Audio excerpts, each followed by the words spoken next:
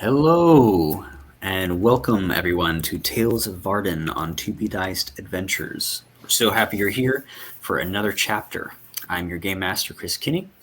If you like what we're doing and would like to keep up with it, or just want to see more of our lovely faces, you can follow us on here and on all of our socials: Twitter, TikTok, Instagram, YouTube, you name it. It's at To Be Diced ADV.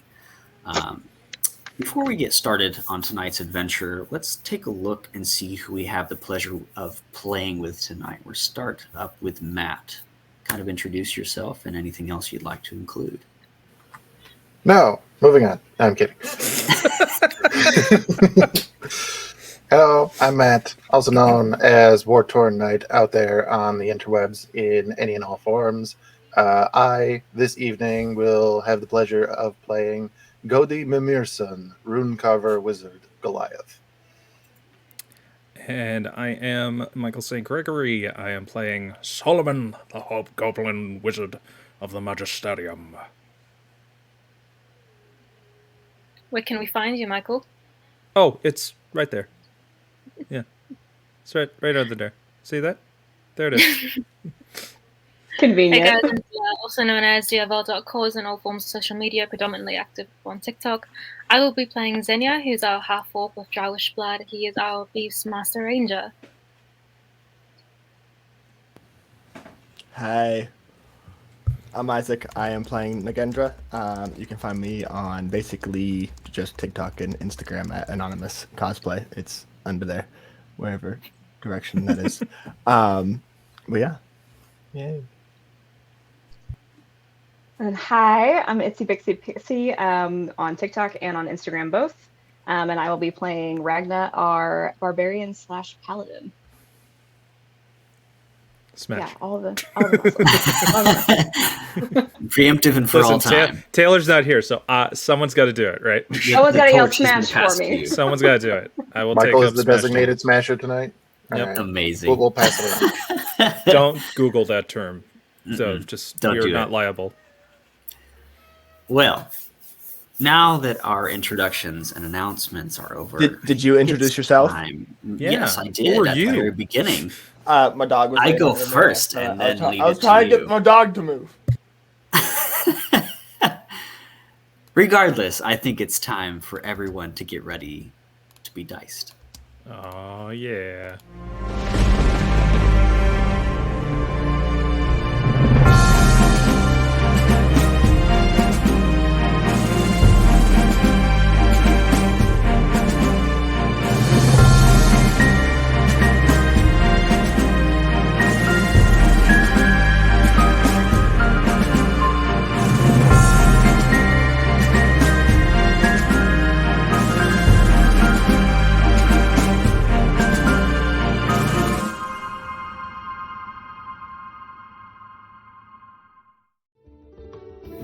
I love that.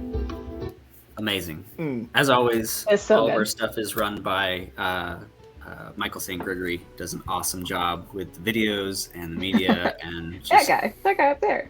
top tier. So we appreciate you and we love you, Michael. No, but Last do go on. time, do go on, please. I'd like to hear more. I'm a So fragile last man. time, so last time, our intrepid sailors made a landing party from the Wayward Squall to this uncharted island. Excuse me. As they went into the island, investigating this curious place, they soon found very hungry inhabitants, or rather, the denizens of this place found them. After dispatching the first wave of jeering mouthers with the help of two strangers, the party followed them back to their place of residence, where they found an old, crazed woman that Ragna and Nagendra referred to as Mum. The old woman hummed and sang a tune, and when she finished, her eccentric behaviors cleared and had better speech and was more present for the conversation.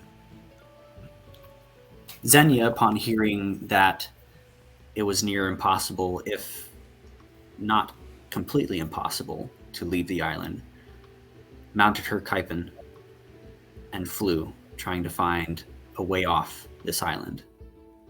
And that's where we kind of pick up in this chapter of Tales of Vardin.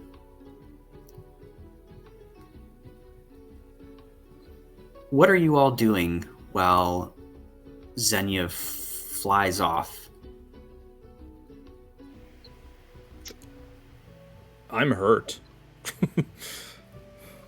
Yeah, I think for Ragna, probably just hanging out in the house with Nagi at this point. I mean, we're at home, so I think we're probably just sort of chilling and letting them get comfy. Yeah. Perfect. It seems that our associate has flown the coop, or at least attempted to. Godi, they've worked with you first, so any suggestions? We had an evening as co-workers. Well, that's one more than myself, so...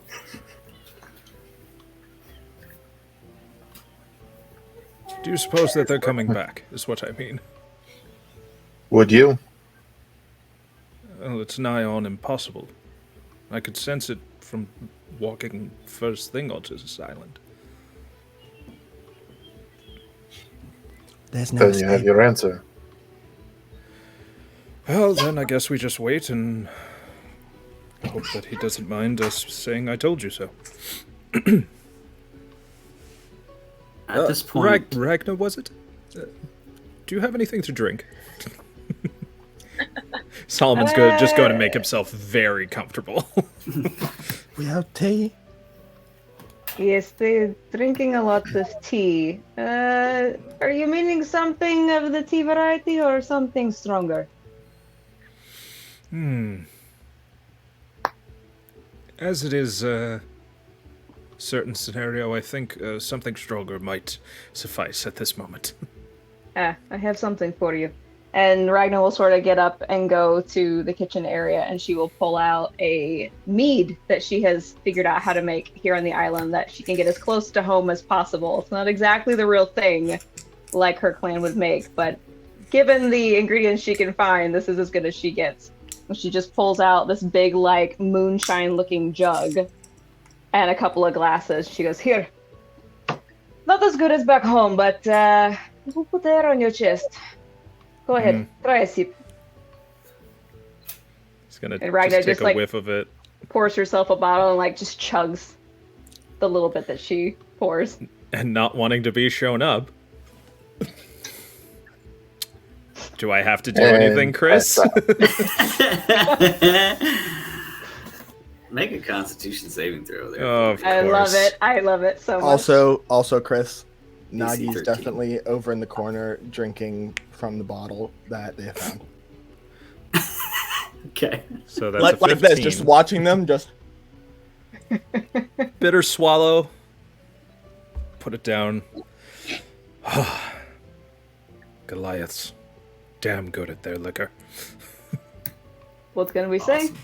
It is one of our favorite pastimes. When we are not fighting this.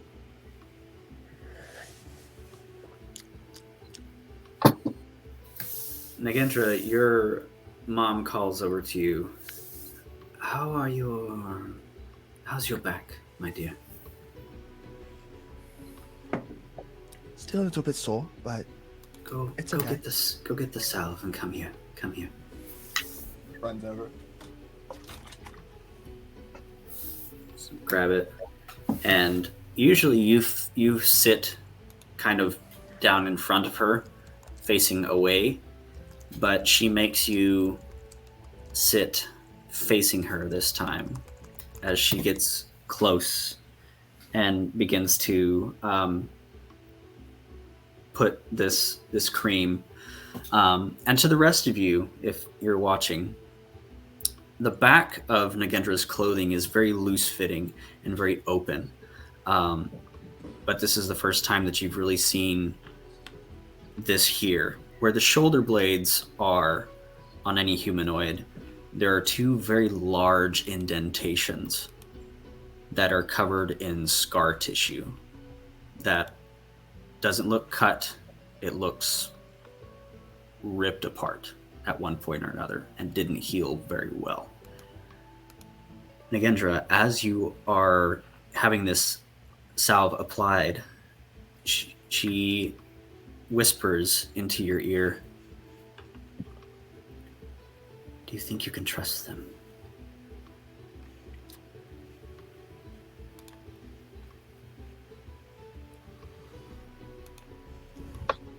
I'm not sure yet. I fear that they might be your only chance off of this place. We haven't had people here for a very long time. One more thing. Quickly and quietly, in the left breast pocket of my robe, there is something that I have not shown you. I need you to take it and keep it.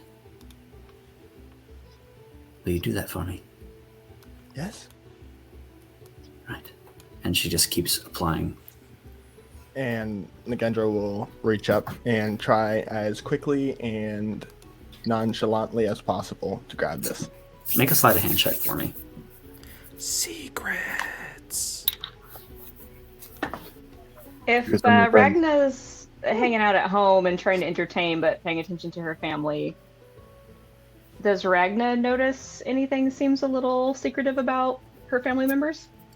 You would know that she doesn't usually face that way when getting her their salve applied. So go ahead and roll me a perception check. Mm-hmm. Mm-hmm. That would be an 18 plus 2 on the sleight of hand. Okay. Show off. 18 plus 1. This is my first 19. character that's not good with the sleight of hand. 19. Yeah. You missed it by 1. I, if I may, Yes. can Ragna have advantage seeing that she is home? She is at and home. Mom is acting a little weird. Sure. Let's go with advantage. Chris, Looking you're a out for your pushover. teammate. Oh. I am. I honestly am. Just why Wasn't my worth kids are it. the way they are. We're not even going to talk about what that Not even was. close. Okay. Oh, no. 19. 19. So you notice I something am riveting is... you with stories. Yeah. Solomon's being a little bit too loud. Be like, yeah. Okay, It hit wait, his. I'm looking at The liquor something. hit his head a lot quicker than he thought A it lot would. faster than expected. Ah, wonderful. So you notice something is amiss, and things are out of order from the norm, but you're not sure whether that's because something's happening or just because strangers are here. Fair enough. Who's to Fair say? But there is something a little hinky about how that is happening. It's not quite normal. Nagendra, you reach up, and in the robe there is a small notebook, very thin, and very old, and very tattered. So you get that out of her pocket and slide it into your own.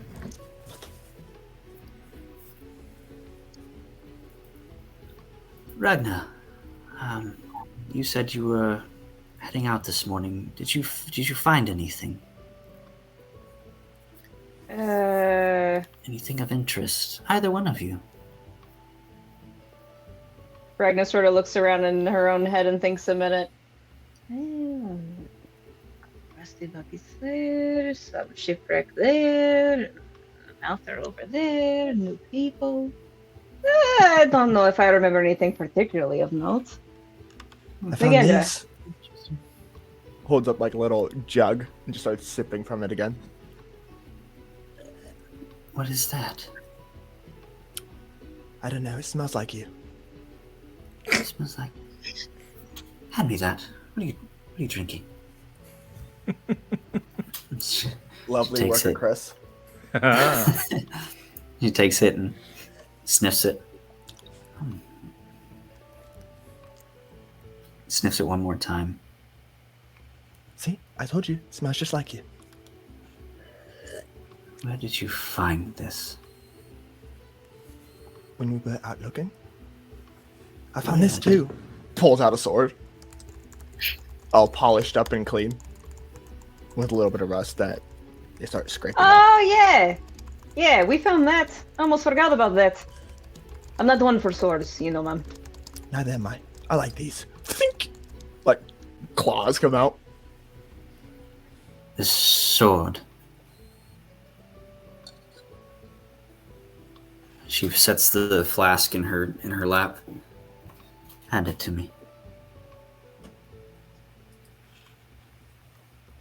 I don't have my sword in my room, otherwise I would. Yes, because you can teleport your sword to Chris. To me. You just pull it out right here. Can you imagine just like... Ta-da! That'd be a great magic trick. We've all been in the same room the whole time. Surprise! So Nagendra, as you were cleaning this up, you notice that the handle is made out of a very fine metal, but the blade is not made of metal. It is made of a bone material. It's made of bones. And as your mom runs her fingers over the hilt, and runs her hand over the blade, she gets to 3 notches in the blade and drops it. Nagendra's gonna like run over and just pick it up and just like look at her. She No, tries I'm to not- find Nagendra and Ragna in the room from where they previously were and tries as best as she can to look at them. You went north.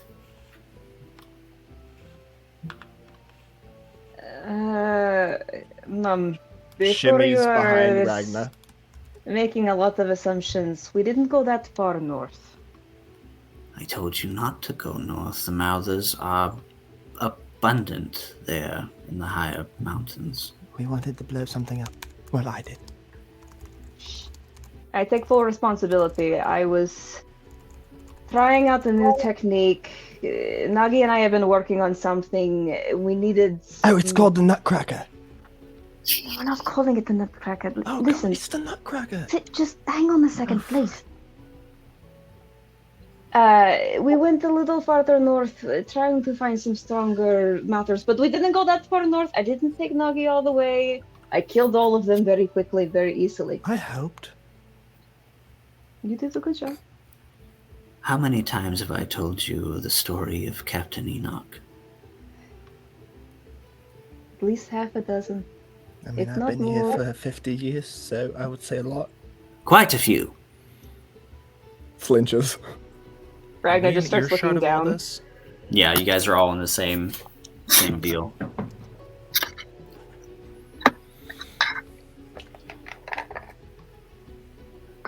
I You promise. want to end up... It was fine. I was with them. I found a shiny. Pulls out the gold tooth that they were chewing on. You're going Promise to I end would up... never take Nagi somewhere they weren't safe. I trust you with that, but honestly, Ragnar Nagendra, you've got to be more careful, or else you'll end up like him. Like who, the bones? Oh, Nagendra. The challenges are getting too easy for me on the island, Mama. I'm sorry, I have no excuses. I wanted something more, something stronger. I have an excuse. I was just following my nose and I found the shiny. Ragnar. Glory has come to many, and at a great cost. I know you're willing to pay it, but I am not.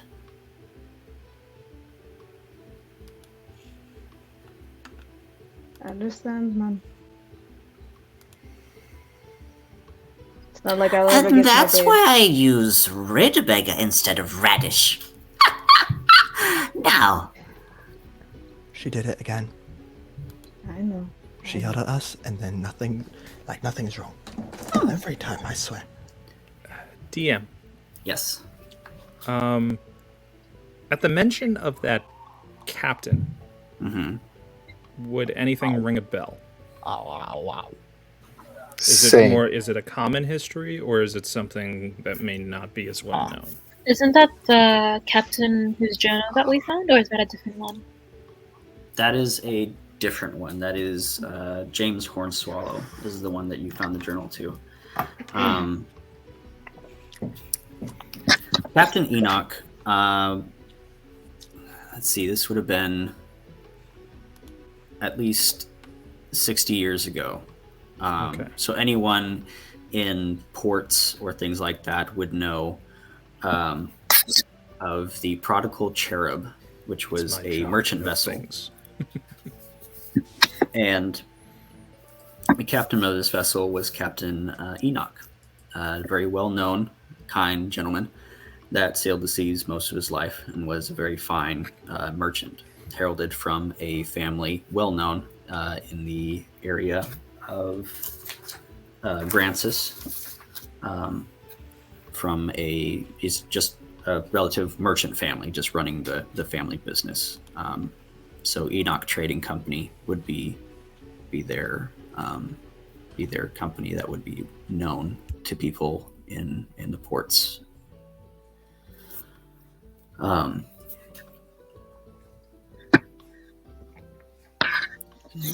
So what are you all here for?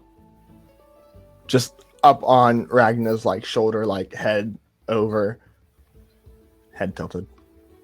At this point, Xenia would come back.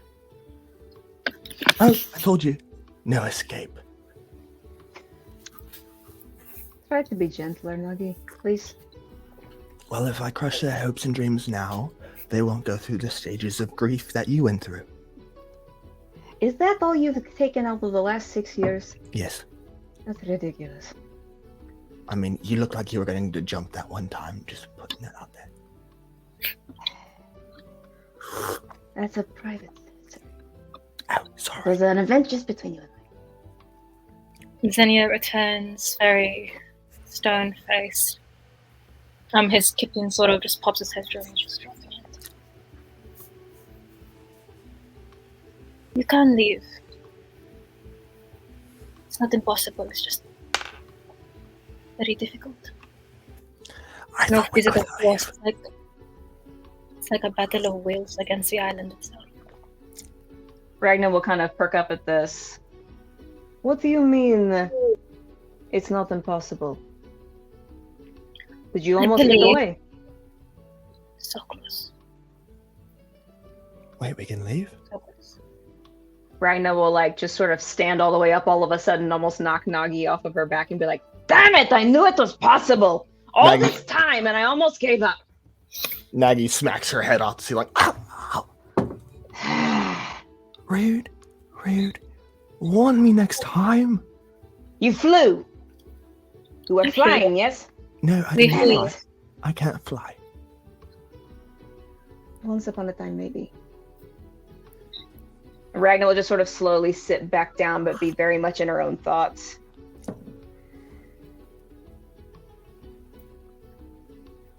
If people were to leave, even on a ship, some may be inclined to return, as I did, before stepping back through the barrier. It's a battle of wills, as I said, for everyone.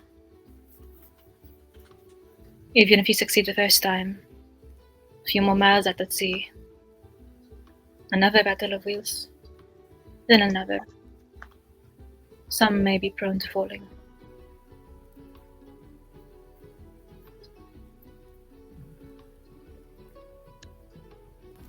Now he's gonna climb down off of Ragnar, walk straight up to Godie and just be like, so where are you from? Hang on, I need to remind myself how to pronounce it.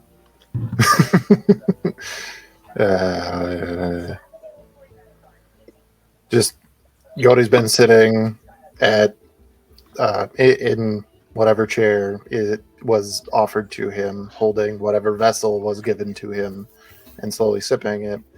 And as you ask him this, he just puts it down and Nothrun. Looks back at Ragnar. Do you know where that is? Because I have no idea.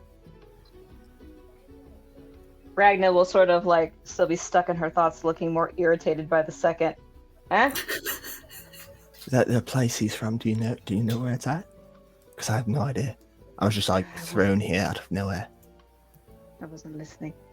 Fellow Goliath, where are you from again? I did not catch it. Nothrun. Oh.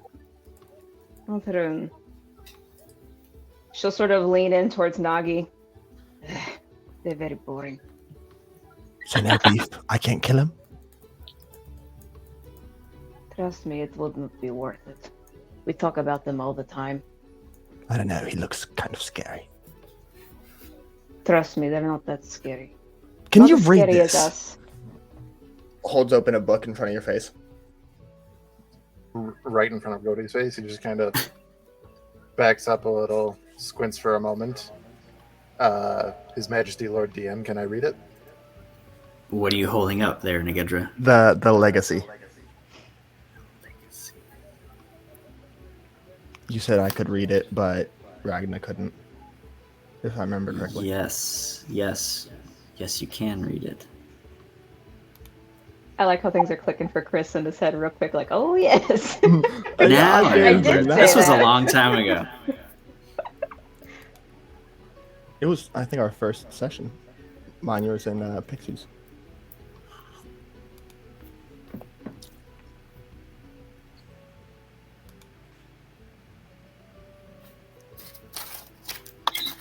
Zinnia, honestly, because we try to just peek over Goaty's shoulder.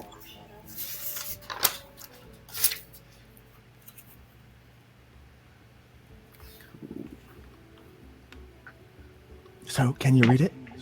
Pushes it forward more. I Did have you to say get what really language close it to was read in? it.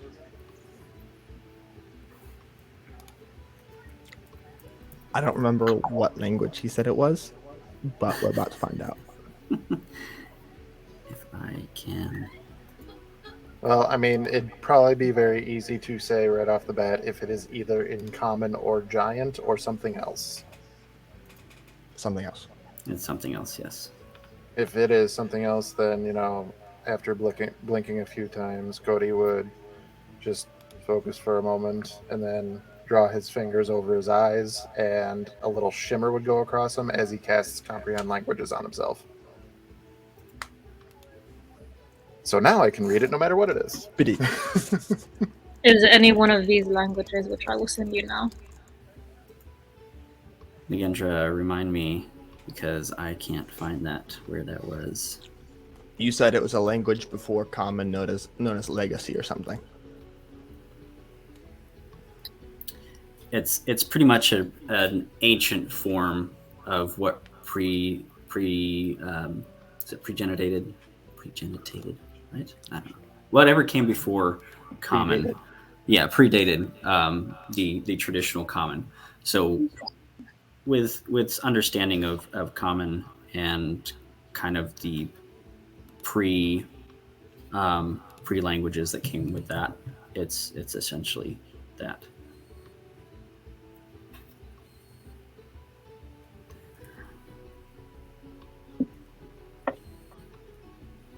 So what's it say? Since now What I does it understand it. say, Nagedra? I'm looking. Give me a minute. Is that the one? What's it say, Isaac? What's it say, Isaac? Isaac, what does it say? You held it in front of my face. What does it say? Tell me what the words are, Isaac. I thought the deal would have it.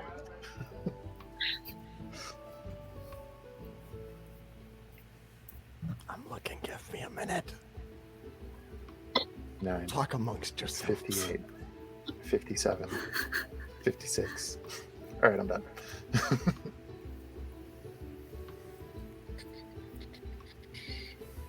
If you're watching this and you haven't, go subscribe to Be Diced ADV on all of the social medias, be it YouTube, TikTok, Instagram, Facebook. What else do we have? Twitter. That's the other big one. Smoke signals. We talked about that last week. We're also working on what is it, Morse code. We're trying to get it across that way. It's a little tedious, but we're just tapping away at it. I sent a carrier pigeon. I sent Oh it right man, here. I was gonna do the carrier It's gonna be a pigeons. As in, I pinned it. Wait, guys, we're playing again.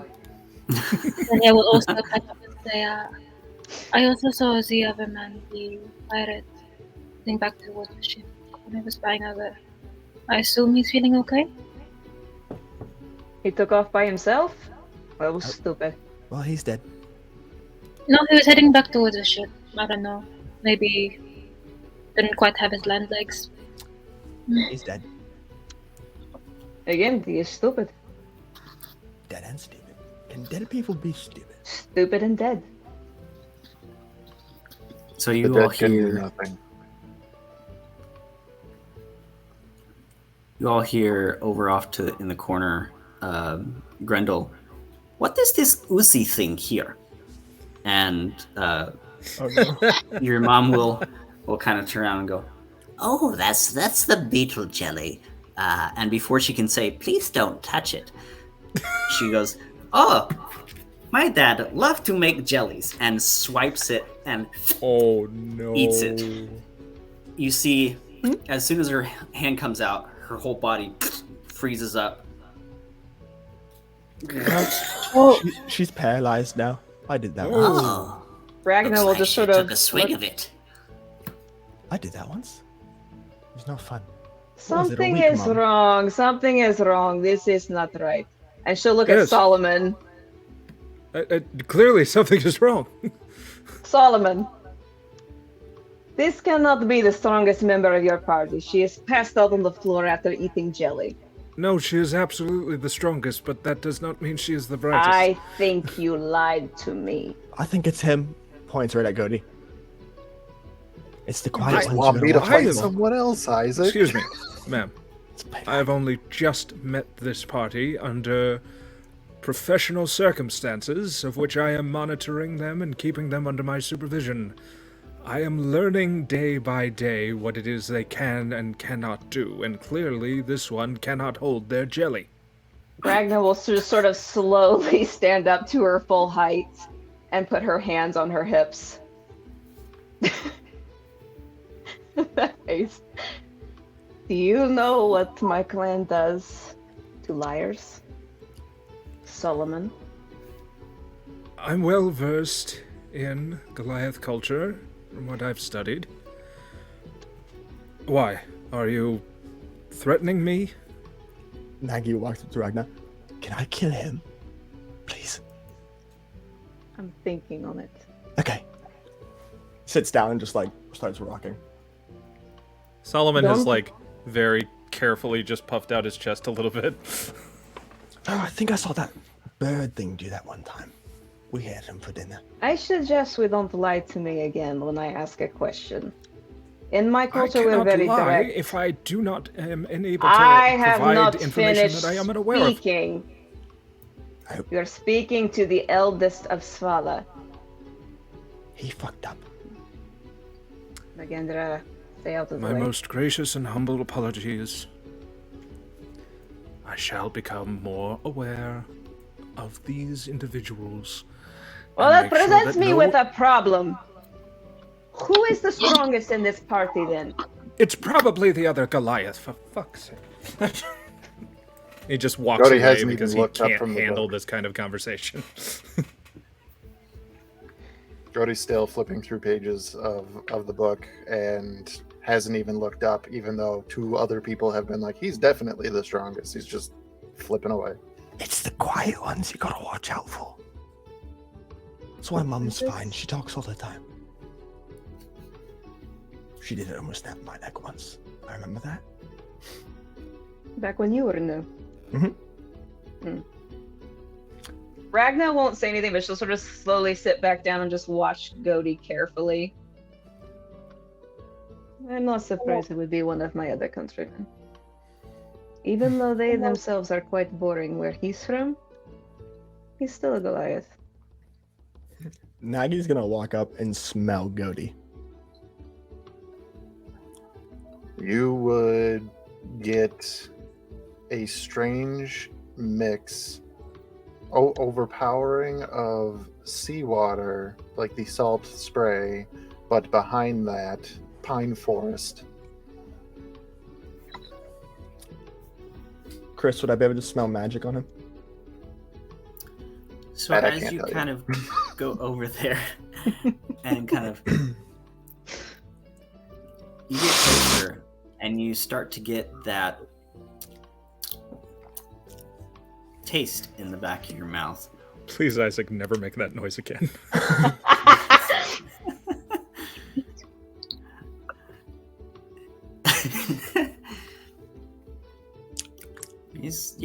There's a few things. He's magical. It's definitely him. He's the strongest.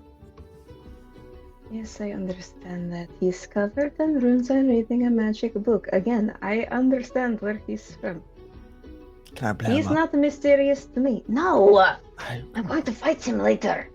Can I have him after you? Never mind. He's gonna be Sit dead. down, please.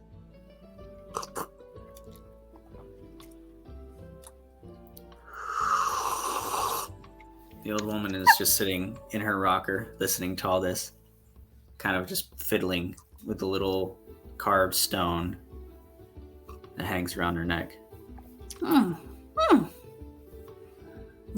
Very lively group tonight. Since Gody also has a carved stone around his neck, could I perhaps glean a little more information on hers? Yes, you may. How would I go about doing that, sir?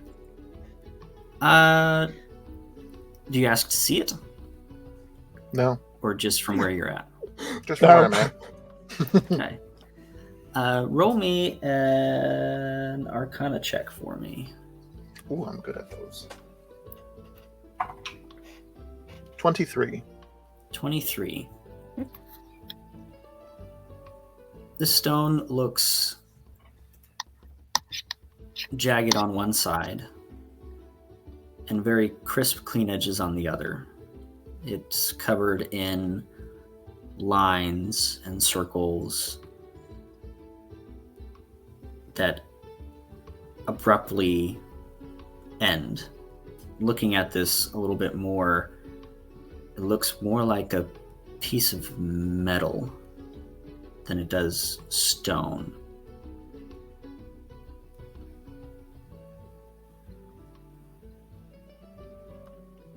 The 23.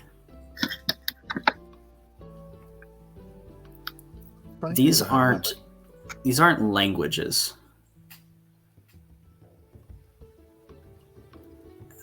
They're bits and pieces of other symbols that seem all jumbled up and doesn't make any sort of sense whatsoever.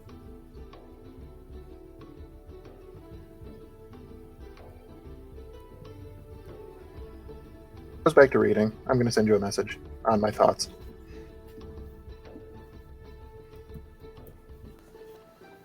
Ragnar. Hey, What? come down here. Fine. She sort of just hunches down. Her knees are like up by her ears. What? Nagendra like leans in, but also can't whisper to save their lives. I think I got a treasure map. Treasure map. Yeah. To what? On the island? Treasure. It's north. Which is Mom not just the gave trouble. it to me. What? Ragnar Hey. realized she was being a little bit too loud. What? Yeah, we know it's over there. She said just swipe it, and then I swiped it, and then it's a treasure map. We just got chastised for being up north. I don't know. Keep it I- somewhere safe. I want to go. Can we go? Not right now. We can bring them and then sacrifice them to make it. Oh. Everyone but the Goliath. Okay, We're gonna fight deal. the Goliath. Sits back down like nothing happened. Passive 20 perception. Do I hear that? Oh, Nagendra was not whispering. -4 on charisma. I would prefer not to be sacrificed, thank you. Oh, you can fly. You're fine. Now he's Well- dead. Points at Solomon. Zinnia sort of leans over Solomon and just asks, is this what you expected when you were told to supervise this group?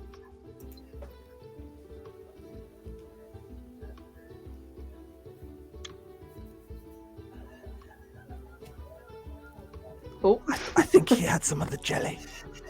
I think he said a lot of things by now. Oh, I take no responsibility. Could you repeat that?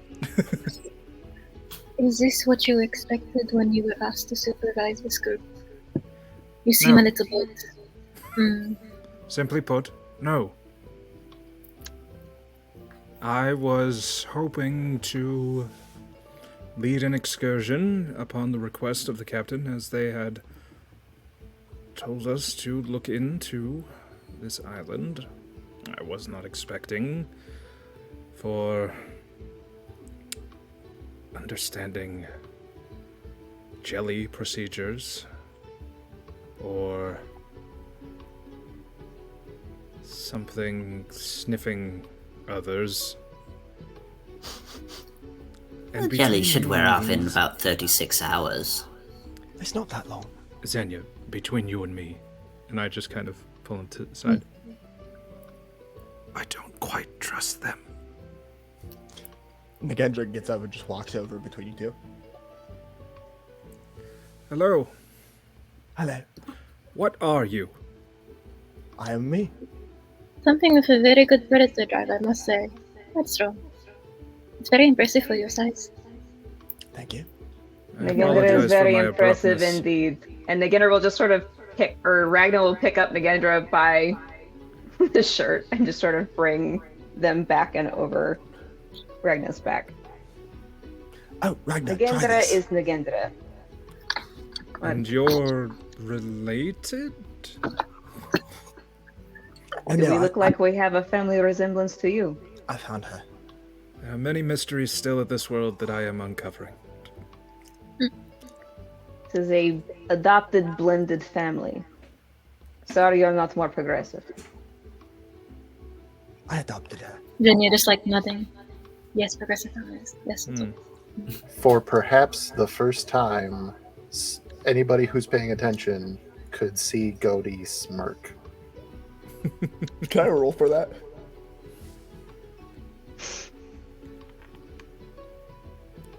Goaty, why are you smirking?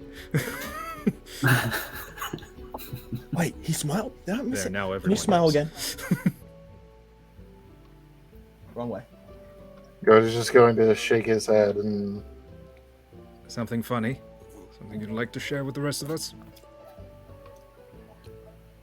a guest should be courteous when he comes to the table and sit in weary silence. Oh, guests.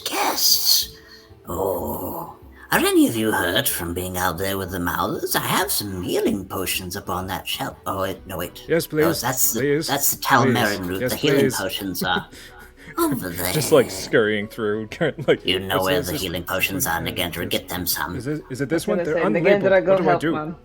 Several of the illustriously then. Nagendra stands out, runs over, picks up a vial. No, I think that was the poison. Puts it back, starts sifting through, picks up another one. Oh, I think this is it. Here you go. Michael, you already pantomime drinking it. It What probably did I was just drink poison. then? She pointed to that one.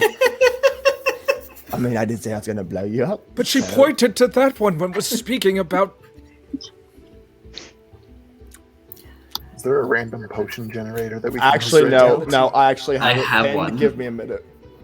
You do, Chris. Somebody- Good job. Somebody asked Chat GPT to make a potion Oh. real quick.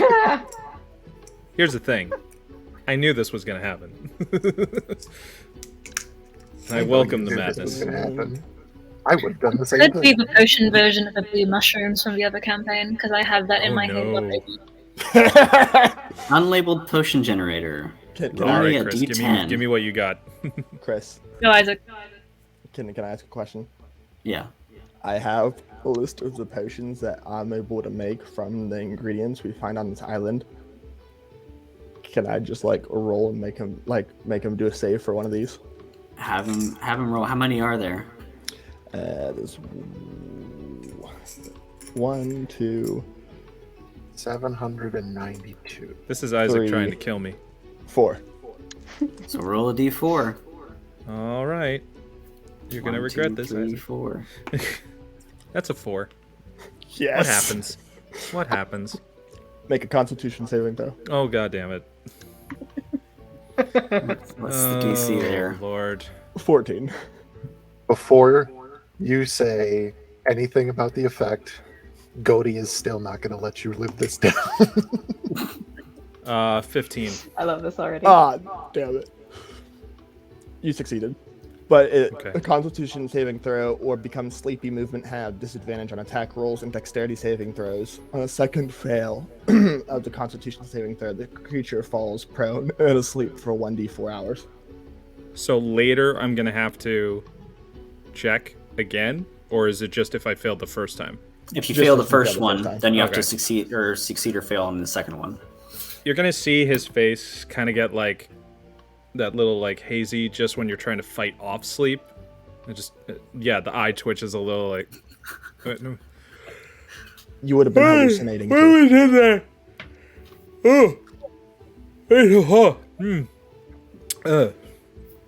Oh, you drank that Epitorium. Bad choice. I would like an actual healing potion, please. Hands one over this direction. So you now, Same. you now have a greater healing potion, and since we are taking it with Raspberry. no combat, just take the max of that potion. Okay. I'm healed. bushberry. I don't know what raspberry is.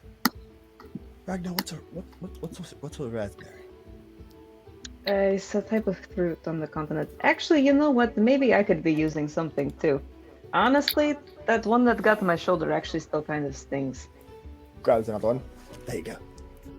Thank you. Question, Solomon. Do you travel much? He doesn't look like it.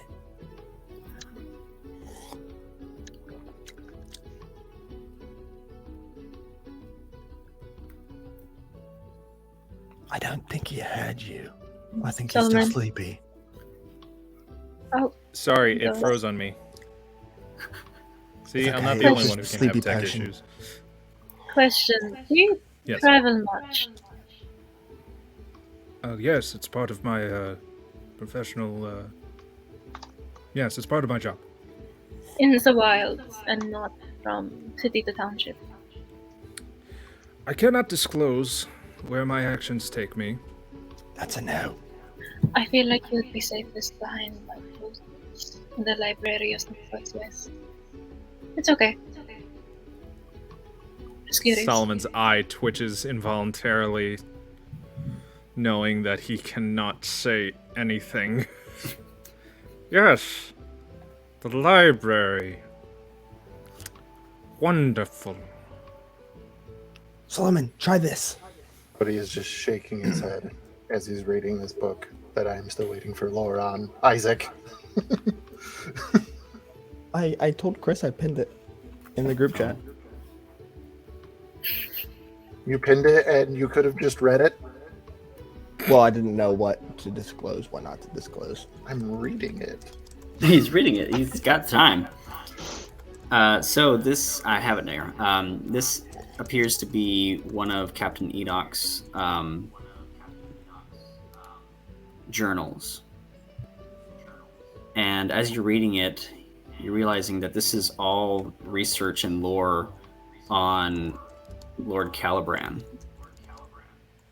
the most famous pirate lord there ever was, and founding member of the Scarlet Brotherhood.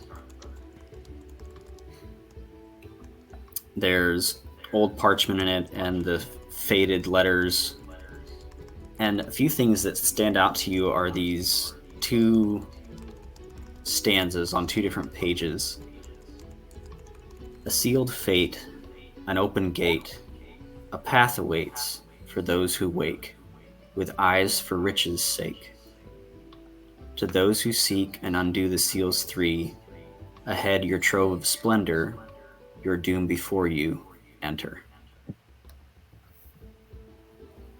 Can you do me a favor and like copy paste that to me? I will do that.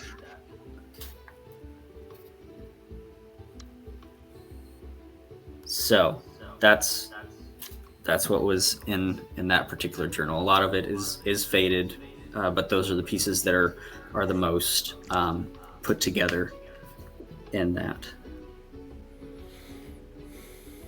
Make a perception check for me, Goaty.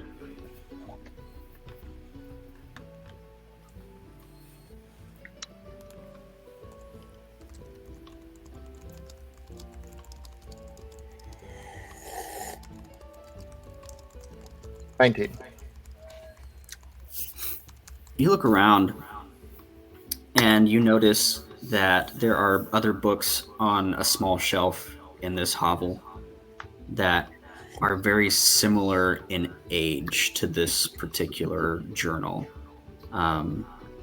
Some have little marks on the side of it, 1, 2 numbers, letters A, 1A, 2A, and as you look at them, like I said, they're all the same as this one.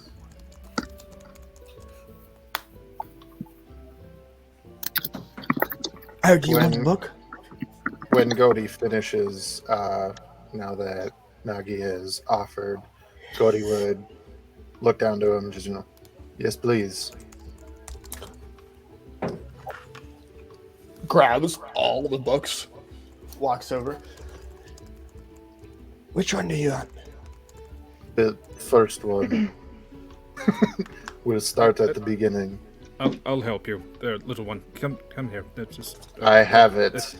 Okay, thank you. And he'll set the stack down and just start from the beginning. It's just more of an excuse to do mime work with Isaac. I'll take it from here, put it over here. Nagendra's just gonna sit cross-legged between Goaty and Solomon and just like watch Goaty. You can read that. I can read anything. She couldn't read it. Anything? I'm not surprised. That's different. Different skill sets, Nagenda. I mean, I could read it. How many languages do you know, Goaty, if I may? All of them. Oh. That would explain it. Different skill sets. Can you please come here? I'm over here. Can you not embarrass me in front of the other Goliath? Ironic. What's wrong with you? She's stronger than I am. She threw me once right into her mouth there. I mean, I did eat it after that, but still. You yelled that you wanted to bite it. Shh, don't tell him that. I'm trying to make you look good. What does that mouth feel like after you bit it? I don't imagine it would be quite pleasant. I mean, it wasn't bad. I mean, we actually cook them for dinner sometimes. Food's food. True. You just need the right seasoning.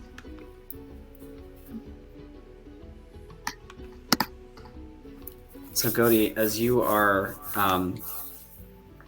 flipping through these books, it's more information on Lord Caliban, what he went through to found the Scarlet Brotherhood, just any information you could possibly think of on this Pirate Lord is in these books. This guy was a fan, and there are maps of different islands and with labels, and you recognize a few of the names and notes next to them. Not here. Try again. Just X'd out. Here, there. He's been looking for Caliban's treasure basically his whole life, and these are his journals of him being all around the world and charting different islands, getting paid for them through the Merchants Guild of charting new islands and adding them to the world map that is run by a group of cartographers. But none of them seem to have been the one he needed. He never found what he was looking for. With these maps, and the fact that Cody is proficient in Navigator's tools, is the island we are on any of these maps? There is one on the very last page of the last journal that says maybe. And it is the detailed drawings on it. Maybe we're here. The detailed drawings of it and a general circumference, like from the top view of this island, is drawn on here with a few markers that you noticed coming into the island that are very telltale signs that this is the same island that you are on. A name that you have seen in multiple of the books is Darukunir, Daruknir. There we go. I can spell. It just takes me a while. Dude, it's your fucking world. You can spell I however know. you want. Exactly. Oh, are you looking at the maps? Indeed. Nagy climbs up the leg, like stands on his lap, just looking. Oh, I have another one. Starts unfolding and just. It's a treasure map. We should go. Kendra, It's treasure. I thought it was just for you and I. We can kill him later. You're going to fight him anyway. You know, we can all hear you. They can't. That's As a he's healing literally potion over on there. my lap. I I mean- can't hear him, though. You're right there. With And I'm with pretty my sure you cosmic said you were perception. going to kill him. Cody's unfazed. Nagy's gonna hand Solomon the flask they were drinking from. Drink that.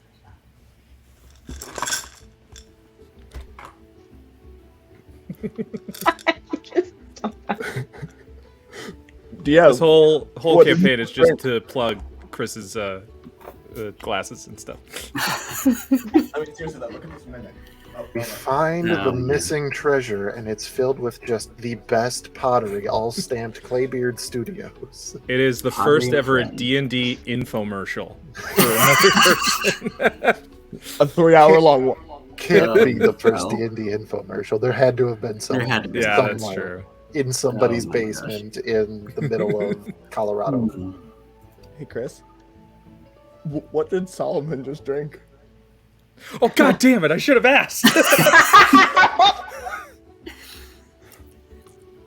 So you take a sip out of this. Oh no, he just took a gulp. It was a gulp. I saw it. And this is why Xenia also traveled. was. It is a very cheap rum.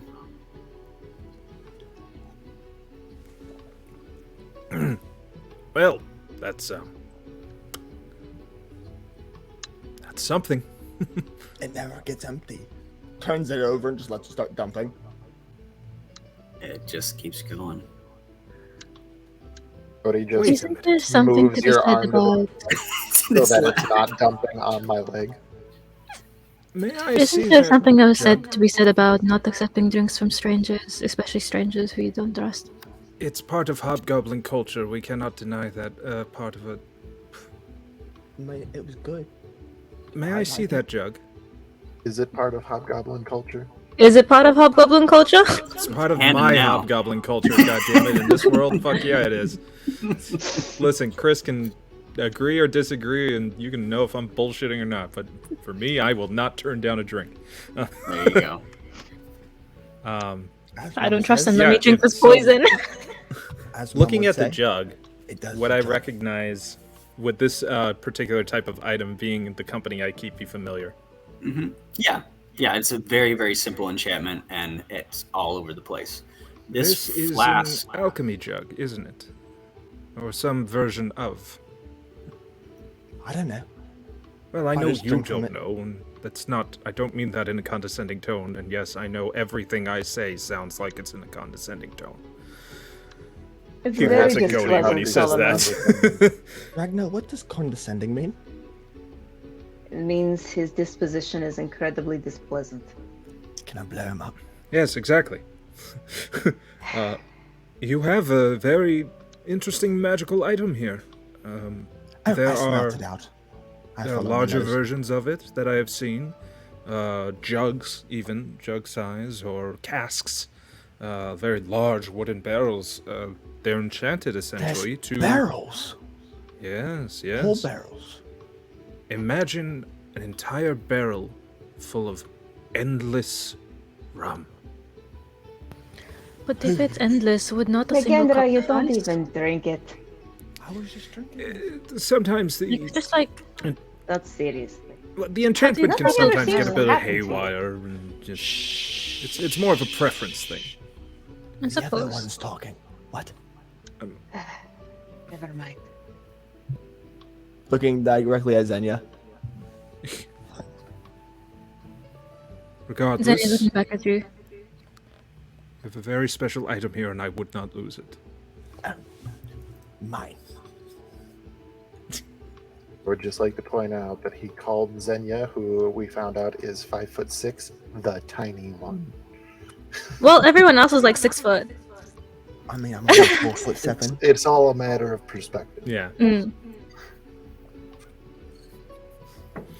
Now he's gonna take the map back, fold it back up, stick it, and just like climb back up Ragnar. I told you to So, keep that safe. Nagi and Ragnar, are you going back out today? It's a little bit past noon, I would say. We're going You to look go out. find treasure. You look out, out you the know- door, and it is nightfall. Oh, never mind. I mean, I can see it. Can you see You in the know, dark? I am feeling much better after my healing potion, but I think a night of rest would be just what we need, Mum. Ah, you're quite right. Oh, she's out. She just is sitting straight up and snoring. Nagi's gonna check to see if she drank one of the potions that almost put Solomon to sleep. Just like, No. I know. She's just out. Mom has always been a very hard sleeper. She can sleep anywhere. Yes, I saw her sleeping, oh. standing up once, cooking dinner. She was like flipping the mouther over, and she was sleeping. Well, this has all been, interesting, to say the least. Ragnar Nagrenda, I must, apologize. I have yet to thank you for your hospitality. What would you like to know about Dr. Not Joe you, Fenton? Siri. I said hospitality! What's a Siri? Damn phone. It's like What's a phone? very so attention confused. strong. Siri is a little magical fairy that some people have, and basically they can ask her anything and she'll answer questions. Yes, you can see them across the Verizon. Hey Siri. God damn it. Do not do that. Wow, we're really sprinting away with this one. But yes, I would like to appreciate the fact that you have taken us into your home, and we I will be a better guest. I understand that my approach may have been a bit much. It is lacking in a lot of etiquette in many ways, but that is the first not rude thing you've said since you've arrived, so I will accept it as a token of your better attitude moving forward. Nagi's gonna climb down, walk over to Solomon, reach up and grab his finger, and pull him down. Mum brought me in. I brought Ragnar in. It's only fair that we do the same for others. Let's go, and walks back over to Ragnar.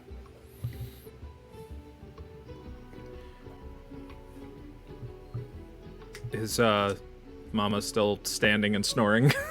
Yeah, she's sitting straight up in her chair and she's asleep. She's gone. Would you like to try to wake her? No. Everyone is more than welcome to rest for the night and get a good sleep. Don't worry about Mom. I will go and put her to bed. And Ragnar will just sort of gingerly walk over to Mom and just sort of do like one of those little tipping motions at her knees and just sort of let her like fall and catch Just carry Mom Snoring to the whole bed. way. If you like assistance. She will be fine for now. This is a routine we do almost nightly, trust me. I mean, I did it before her, so she's not that heavy. And I almost No, did she's- it from that potion. I mean, frankly, if I curl Mom, I can't feel anything. It was not a question of ability, more of a question of Solomon is trying not to Convenience. stare. Solomon is trying not to stare. Solomon is trying not to stare. the slow-mo bicep curling shot just zoomed in. I can be your hero, baby. I love it. The look I just got from my partner. What game are you guys playing? It's all fun and games, we say. Great one. Nagi's gonna kind of like sit down in the middle of the group and just pull out the papers and just start reading them. So Ragna, as you place the body of The alive body. The alive Specify. body, alive yeah. body. Specify. I will Jesus find you, Christ. Chris. Try. Easy. Easy.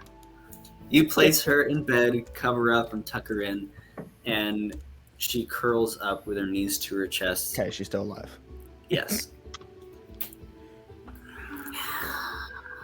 Ragnar, Yes, Mom. come here. Come here. Close. Ragnar will sort of like awkwardly lean down as she always does because everything's very cramped for her always. I gave Nagi something. This Yes. goes with it. And she like pulls the little stone off of it and opens it.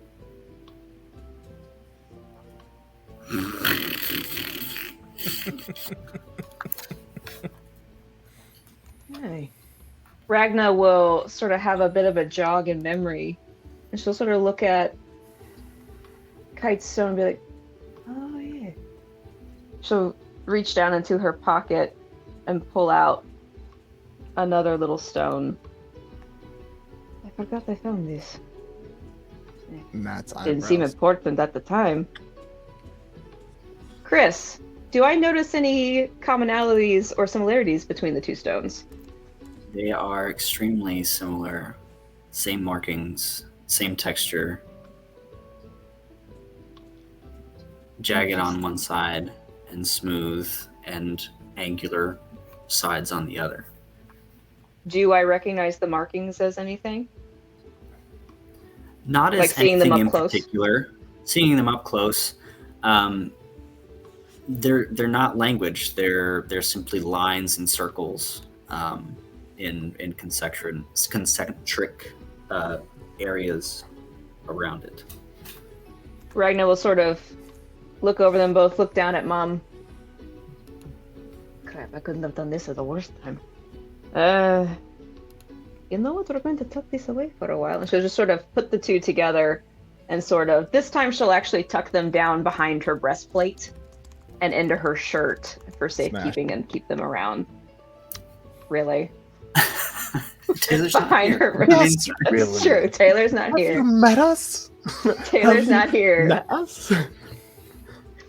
And she'll sort of like tap that place and be like, "That's odd. Seems awfully special to Mom." And yeah. And she'll just sort of like stand back up and sort of walk back out into the main area. Nagi's sitting there reading out loud.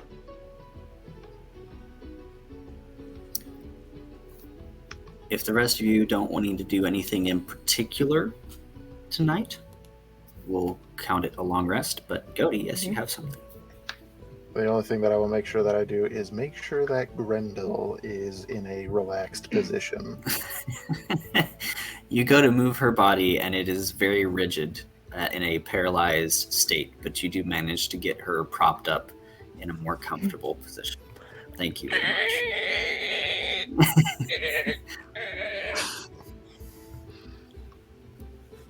Just a manner of, just working slowly. Slow movements at first, loosen up the joints, fight through the rigor mortis. Jesus. There you go. Grendel is Jesus not has dead. nothing to do with this. So the night passes, and the sun filters in. Yes, Nagendra.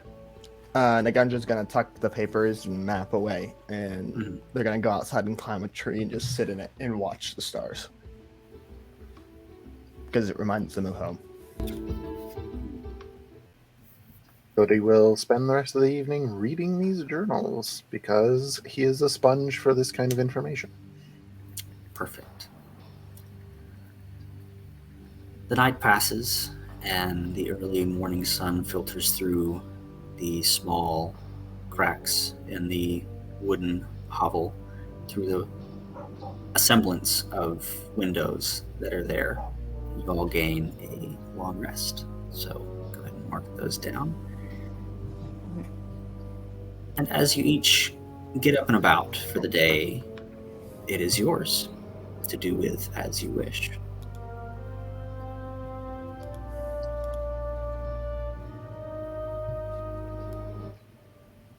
As is Ragna's usual habit, Ragna will rise with the sun, and she will go outside and pick her favorite comfy spot and just sort of a little clear area, and she will begin her morning meditation.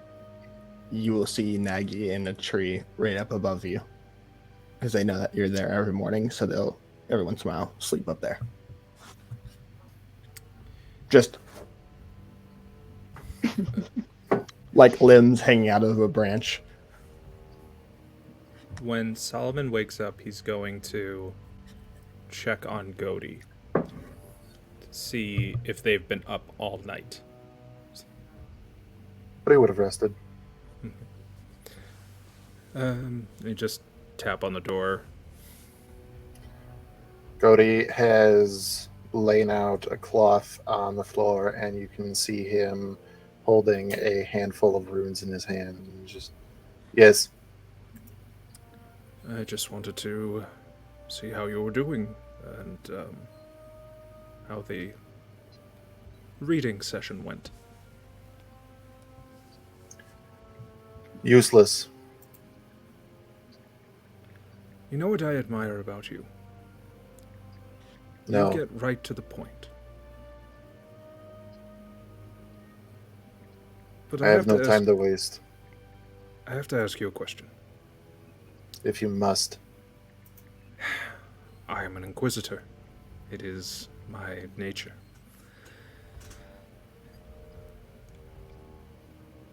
Why do you feel the way you do about Magisterium?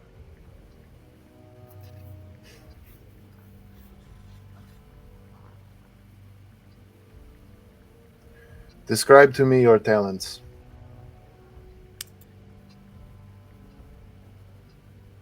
You may find this hard to believe, but I wasn't always this. The clothes and appearance and the stature of which I have presented myself come from years of rudimentary training to have the old me essentially knocked away. The reason that I was given the position that I was given is because I practice a very unforgiving school of wizardry. I am a war magic specialist. I am a fighter, a warrior, albeit through arcane means. I do not know much other than to destroy.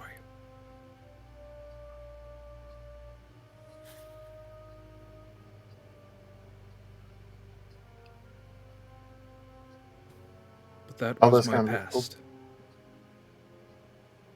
My present now is to use my skills to do the work that the Magisterium would like to keep quiet.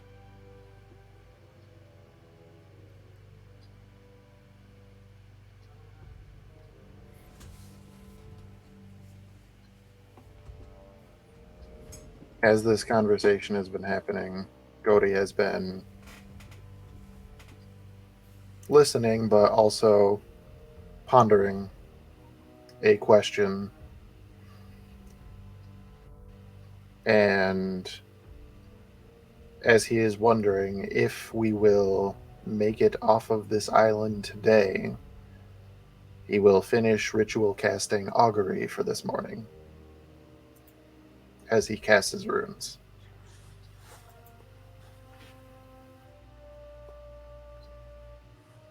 You're muted. There's no response. God has no voice. Remind me the 3 potential responses for that. Technically 4. There is wheel for good results, woe for bad results, wheel and woe if the results are both good and bad, and neither for no results. Result unclear, ask again later. Basically, the magic 8-ball.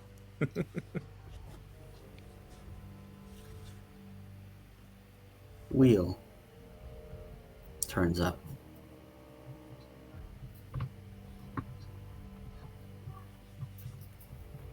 As Godi is reading the result,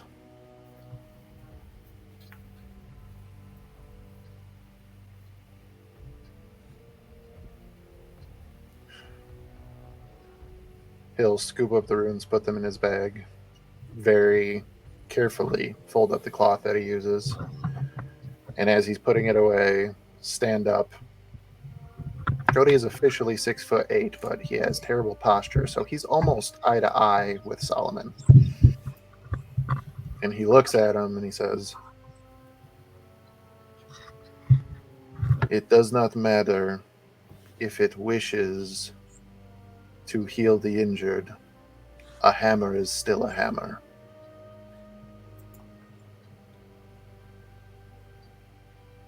There's work to do. And Godi starts walking away.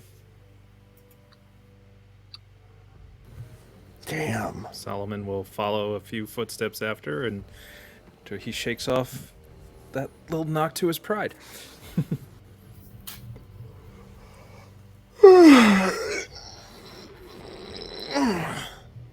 What is Xenia doing this morning? Xenia rises fairly early, not quite at sunrise, as he's used to making the most of the light when he travels. Since this is an unfamiliar place to him, he would have walked the perimeter around the home and just sort of gauged like how far the barrier extends before they start to lose the protection offered by, I believe it was the beetles, that same mind clouding magic that's around, and also just take note of any interesting fauna and like the nature around, like any interesting leaves that he finds, he just like doodles. Mm-hmm. You find quite a few around the area, and a lot of them match what is hanging inside the house to dry. Off to the side, there is a fairly productive garden there, a stream that runs through this area as well with clean, unsalted drinking water.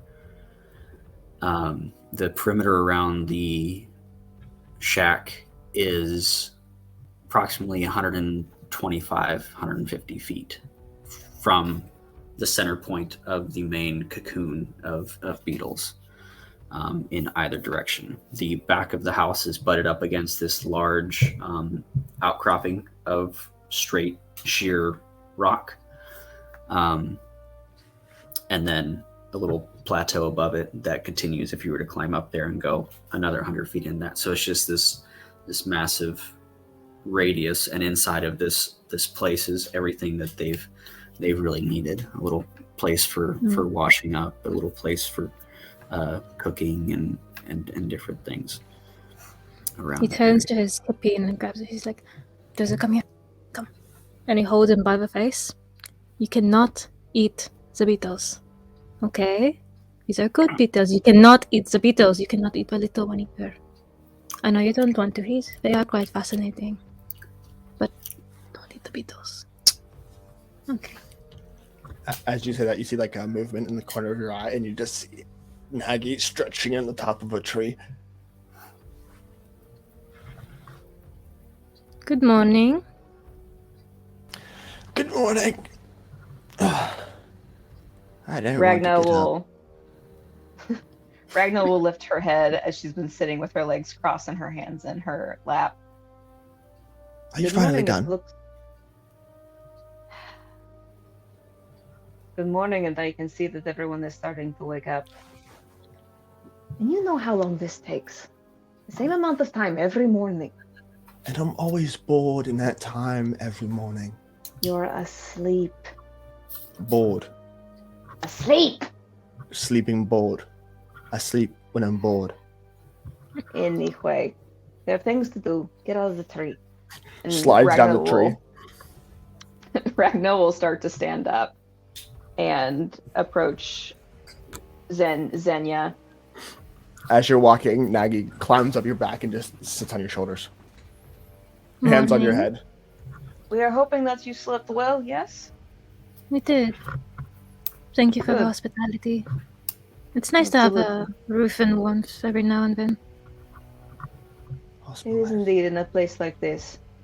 If you give it time, I promise it begins to grow on you. I too once had a very painful start to this place. Did you say that there was a way out? Well, the way out is all around you. It's just a matter of whether you can get past several barriers or not. Yeah, we've tried several ways. Nagi starts poking Ragna's head. I want to go out. I want to try raspberries. I understand that. But Can clearly, we fight people out there? Like, can we, like... You said that you wanted to go into these big competitions where you fight hundreds of people. Can I fight people? Nagi, Can I blow them up? Nagi, we can do that when we leave, if we can leave. I gave up on that a long time ago, as you can tell. Yes, but now somebody The sparked my island- fire and I want to get out. Nagendra, I'm not speaking to you. Pay attention. Anyway, we've been here for a very long time, 6 years, in fact, and I have I've been tried here for every over way I can 50. think of to get off the island.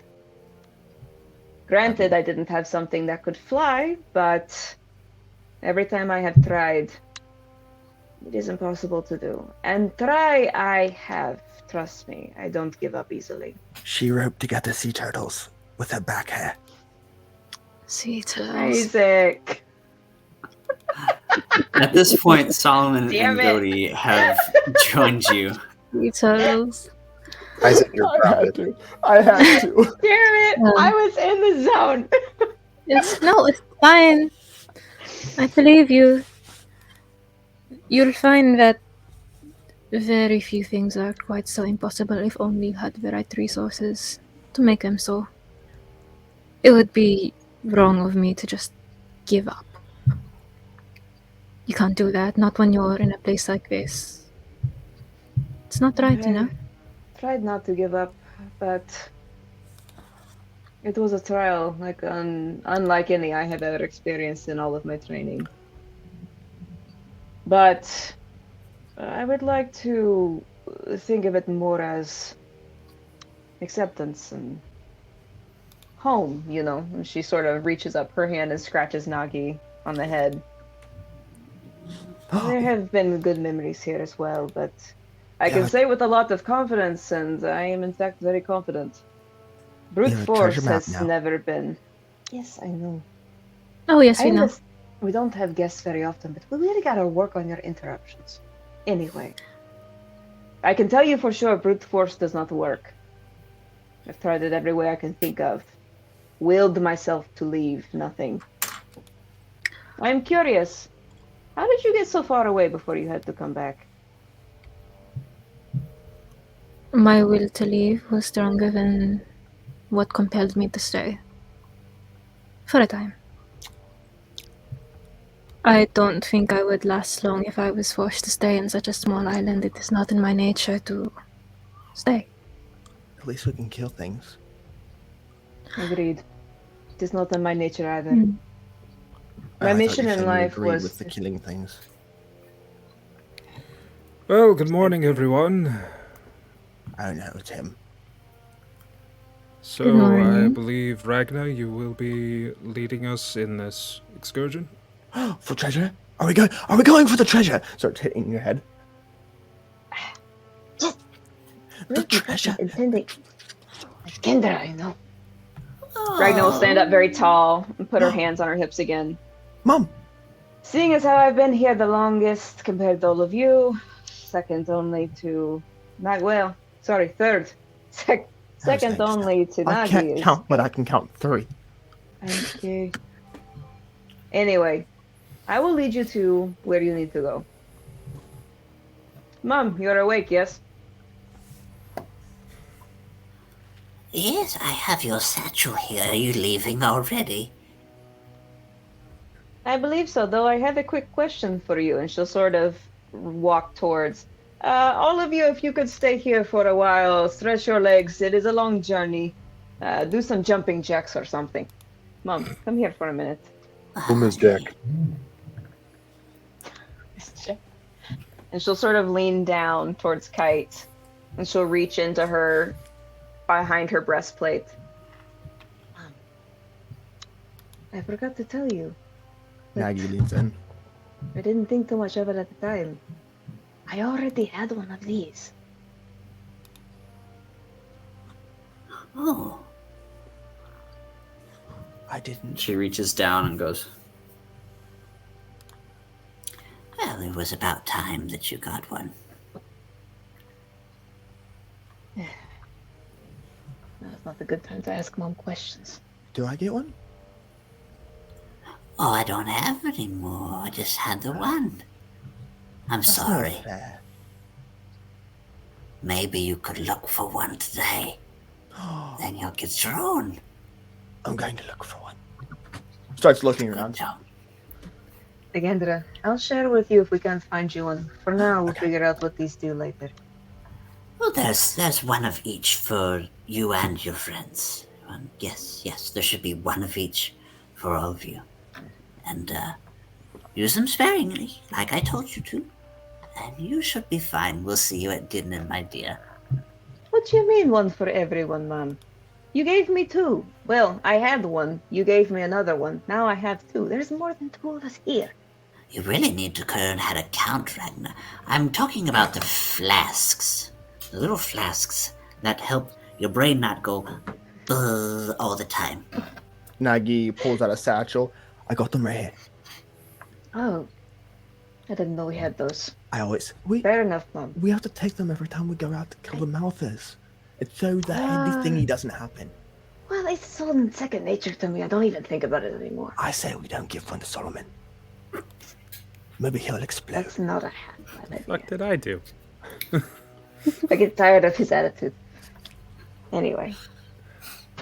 Besides, the less Solomon in people the there are, corner going, I think I turned things around. Just thinking to himself. Right, the vials. I love the this vials. party. Anyway, Legendra, Mom says these are for going with the map. Right? That's what you said? Ragnar just sort of peers into the kite's eyes, hoping for some semblance of like her remembering this. Whatever you say, my dear. Shit. Anyway, alright. Shit. Hey! Since when do you cuss? I mean, I I'm just say doing. what you say. So, I mean, I said fuck that one time after you did. So, I think it was the one time where you tried to strap the turtles together and one got Yes, away. And I you're like, understand. oh, But we fuck. also talked about you can't. Anyway. Oh, come on, Barnaby, let's go. and she turns around and goes back into the hovel and kind of closes the door, but there's nobody there with her at all. Ragnar will stand back up to her full height and return to the party. I think she misses our lava lizard. So do I. She was warm. It's because he was a cute little bastard. That's very true. I was You know, I pretty big. used to have a saber-toothed tiger back at home.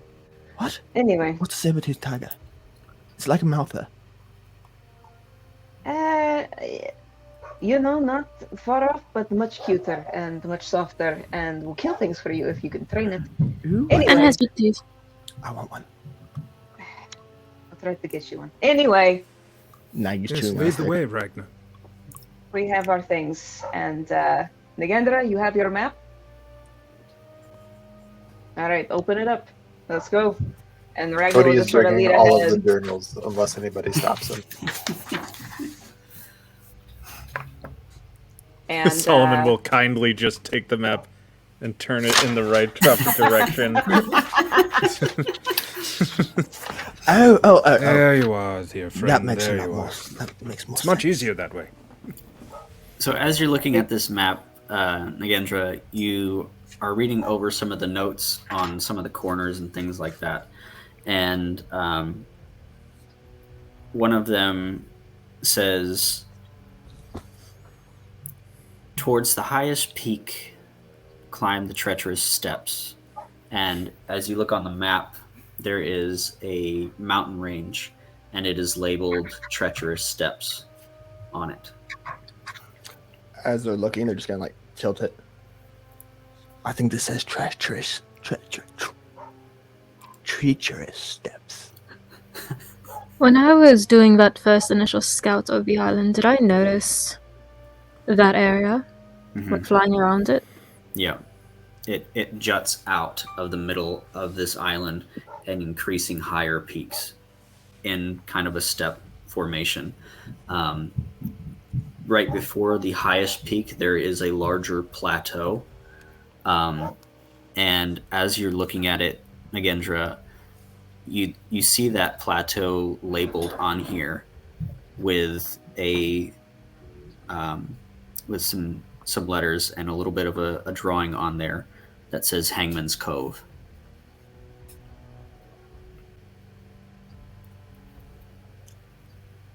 I wonder who they hung. I don't know what this says. Puts it right down in front of Ragnar's face. What does this say? Ragnar smacks. What does this say? I can't read. Let me see. As Ragnar's been trying to survey the front. What is it again? Which spot? Show me. What did it say again? Manon's Cove. It's a cove. Yes, what's the word before? What was the word before? Hangman's Cove. It says Hangman's Cove, Nagendra. You can read that. I know you can. Oh, can we hang Solomon? Can we hang him No. off the cove? Actually, wait. Bring that back down to me. How far north is this? Wait, And we're supposed to be going Ragnar's north. gonna... We're going east. Ragnar, are you kidding me? You're Ragnar. Please tell me we're not going I'm east. Nagi. I mean, if that's towards the treacherous steps, then I imagine you just want to be walking in the direction of those mountains. Turns Ragnar's head. That way. Most of the time, If you these know which way maps it tend is, why aren't to we going exaggerate that the way? names of the locations. From what I understand, I don't believe treacherous steps may be as literal as we may believe them to be. Okay, perfect. Oh no, they look Ragnar quite will treacherous just- from the sky. You can go Ragnar first. will hand the map back up to Nagi. And Nagi's gonna hand it to You Solomon. haven't been on our island for very long. Oh yes, Everything is actually, those look treacherous quite here. treacherous. I rescind my Yes. statement. Nope. Very You're literal. leading the party now. There's the map. Wrong way. Cody, We're doing it. Cody will just say, pirates tend to name things very literally. Also, I think we were doing a fine job. Why does Solomon have to carry the map? Because if it's actually treacherous steps, I want to laugh when he falls down them. Nagi did hand you the map, Solomon. Yeah, I politely take it and then just... It's like, you hand it to me, I nod and smile, and I hand it right back to Ragnar. Fine, I will take Give it. it back. No, give it back. Dude, I want to see him No, fall down the you stairs. had us going east. Oh, fine. We're going to go north. Nagi's gonna climb down and start walking in front of the group north. Be careful, please, and stay where I can see you. Chris, which way is the wind blowing? Which way is the wind blowing? Question for the sages. Do I know which way the wind is blowing? And the weather forecast on the mysterious island today. Sunny with a chance of teeth. There we go. Watch out for those treacherous steps, folks. It is blowing west to east. Nagi's gotta be Blowing smelling west the to air east. the whole time while they're walking to see if they pick up any scents that smell familiar. As you all head out, the low-hanging mist that is ever present in these woods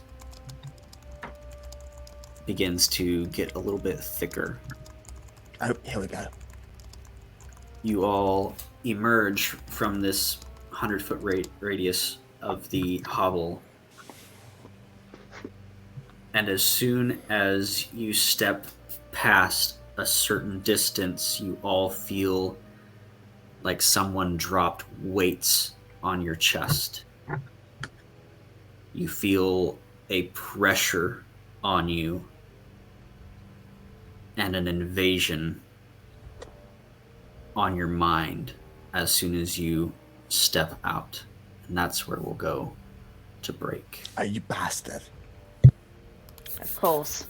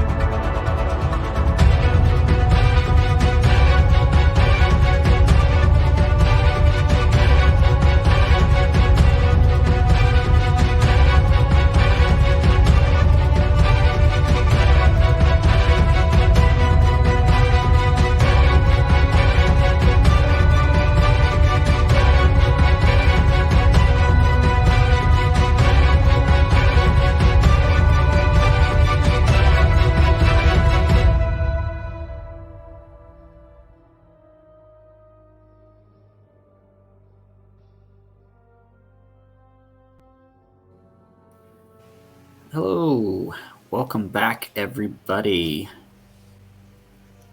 So we're going to remind you of a few things on the break. We've got a few shows coming up this next week. We've got Frontiers of Eberron, What's Past is Prologue, I believe this Sunday. We've got Legends of the Shattering on Tuesday. And we'll do it this week and next week, Isaac? Yes, the next 2 Tuesdays. So 2 weeks in a row, we'll get Legends of the Shattering. Dimensional Dial this Wednesday, right, Matt? Perfect. Correct. No Tales of Vardin this next Friday. No! The next one. I wish I could do it every week, but such is life and schedules. And I think that is the shows for the week coming up. Just as a reminder, you can follow us on all socials at To Be Diced ADV. Adventures abbreviated. Oh, it's on the bottom. There you go. Yeah. Ta-da! We have the technology. Isaac, there's this wonderful thing. We got all this stuff so that the stream looks cool and it like tells people things. It makes us look semi-professional, like we know what we're doing. Wait, what professional? Like actually professional. Like one of us, one very important person is actually a professional here. Yes, Michael, me. we're talking about you. Yeah, you. Not Amy. Right there. Not you must be thinking of the other guy.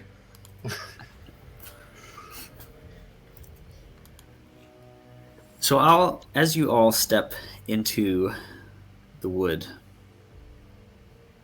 everyone make me a wisdom save. Oh no. Can I ask a question? Yes. No.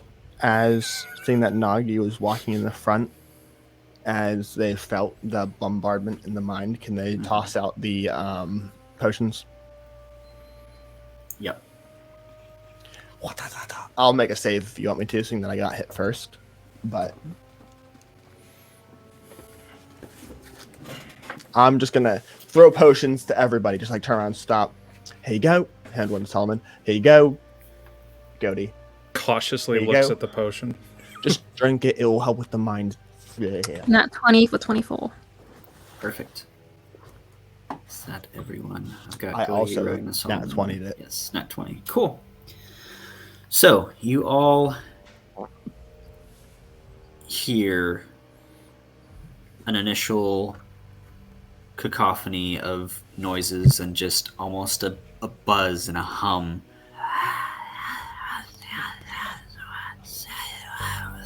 Just all these different voices before you subside and move forward.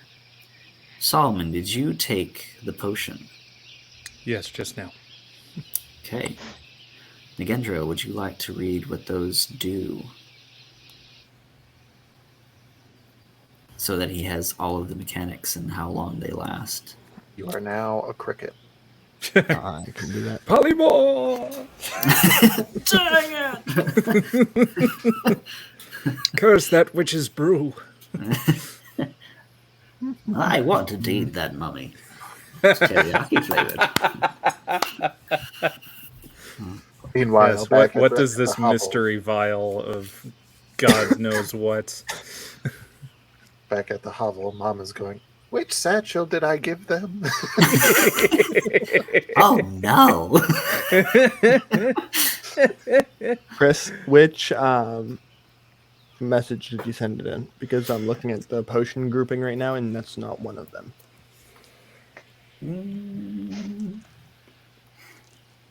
It basically gives you an hour's worth of immunity against making wisdom throws. Oh, okay. Yeah. Okay, this will last about an hour. It just keeps walking. So everyone else still hears What will last about an hour? a What you faint just drank.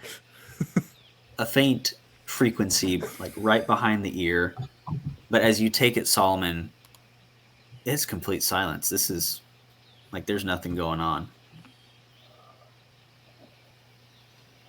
in your head as far as those external I suddenly voices. feel very clear.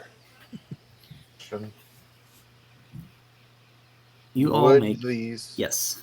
would these or at least would Gody know, and if he doesn't, he'll ask somebody, would these potions be able to be used retroactively if somebody is falling victim to whatever this noise is? Like, if they're suffering the effects and they take the potion, will it eliminate the effects? Yes, it should take care of that, and Nagendra would know. Yes. I think. Then you think, Gody will kind of shrug as if to say, like, I'll take that, and then he'll hand it back and just go, if I start to suffer, you give this to me. Okay. Puts it back in the bag. Ragna will give a little bit of a skeptical side eye. I resisted this at first too, but trust me, it is helpful if you allow it. I suspect we will be out here for more than an hour. I'll use it when I need it. Chris, I'm also going to say that Nagi did not drink theirs because I did nat 20 that was in saving throw. Perfect. So you all start making your way north. Nagi, you are keeping tabs of the breeze and the scent of Mouthers. This seems to be a fairly clear morning. And as you progress further north, the ground turns from moss-covered and oaks sprawling wide to more of a rocky terrain. Different colors and shades of rocks alternate between a gray, black shale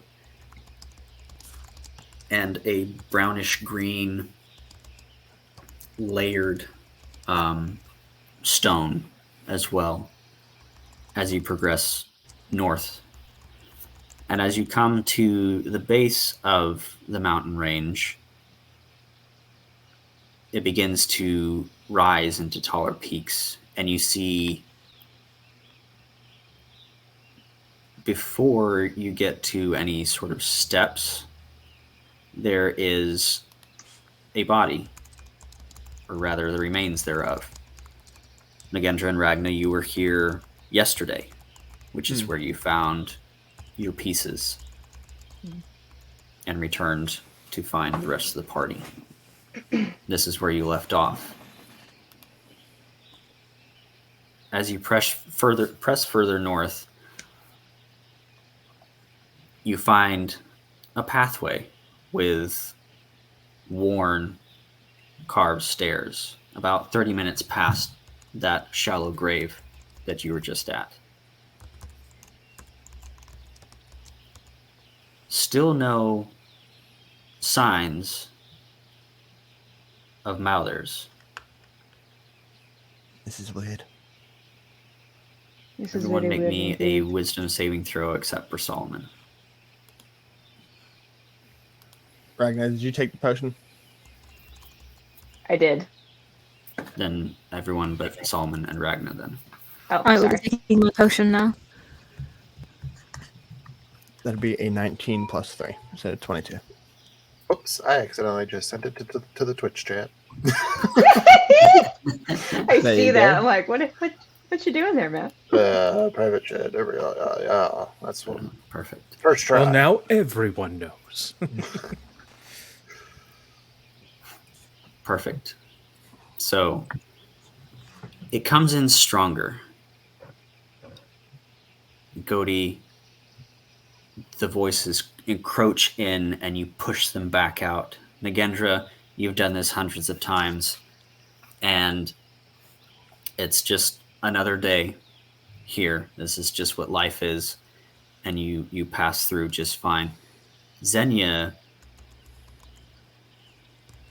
the force hits you,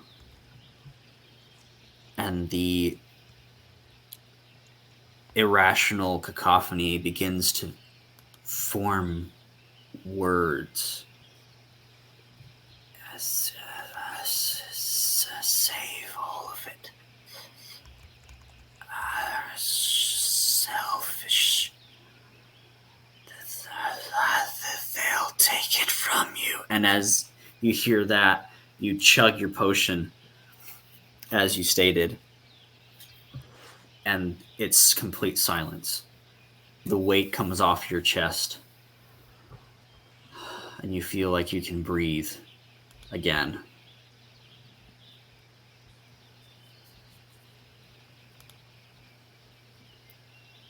As you all progress up these steps, you begin to get a view of the horizon as your elevation just climbs and climbs up these steps. Sharp peaks up on the left, and as you round, you come to a flat plateau with an overarching stone bridge essentially across the top.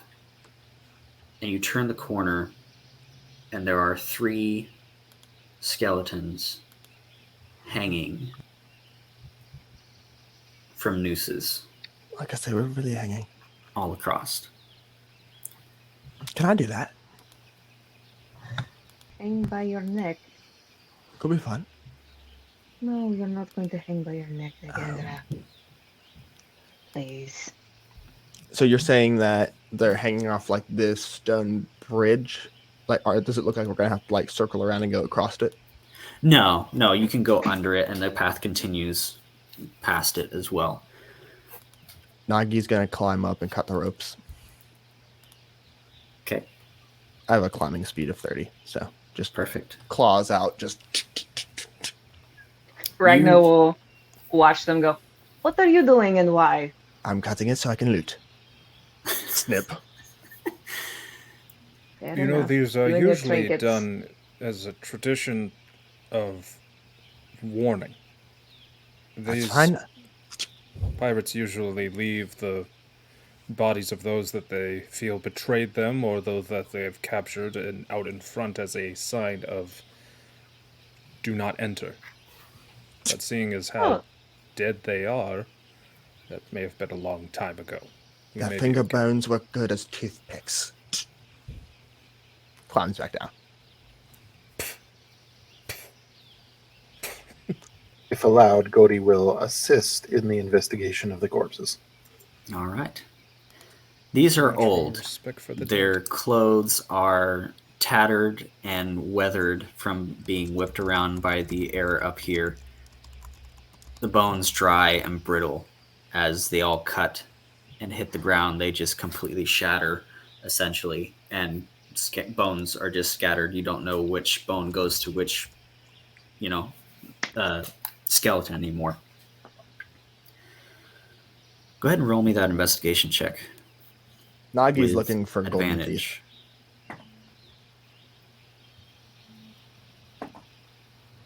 Advantage. As Nagi just said that he was looking for gold, this is why Godi's assisting to look for anything else. So for my looking for treasure, that would be a 29. But for anything else, it would be math. Math is hard. 26. Cool. Awesome. Every time. How does Isaac just pull these things off? Loopholes, baby. God damn it. Just before the stream, he takes the horseshoe and gets the right angle to wedge it right up his ass. Exactly. How did you know? How did you know? I'm sitting on luck right You now. had your camera on earlier. That's how You Yeah, saw that? we've been meaning Yeah. to tell you. That's the whole embarrassing. time. So, Nagendra, you root around and you know where to go for the teeth. These skulls. So you grab the skulls, grab all 3 of them, Just and jaw. you find probably 3 or 4 golden teeth. So you just start just smashing the skulls and ripping them out to get those teeth out. Looking around some more, in one of the pockets that's barely intact, you find another small stone with lines and circles on it. Instantly. Jagged on one side and geometric shaped on the other. One more Did thing I that you spot find. What's that? Did I spot it? Since I was helping in this Yes. investigation. Instant pocket. You helped in this investigation, so yes. Then I know where he pocketed it. One more thing that you find is a gold ring with a sapphire gem expertly carved and placed in it. It is a very, very fine piece. Just gonna nibble on it.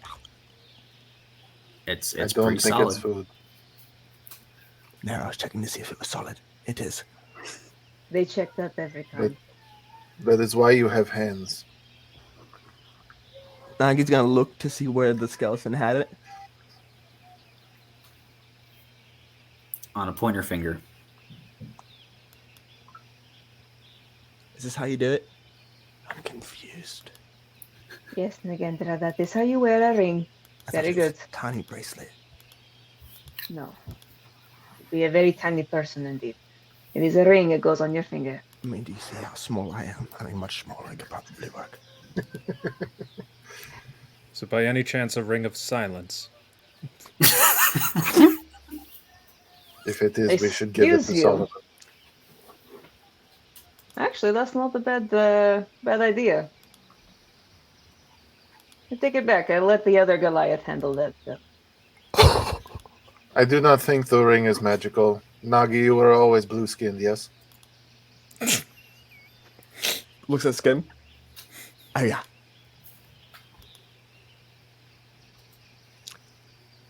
Chris, Nagi's gonna smell the ring.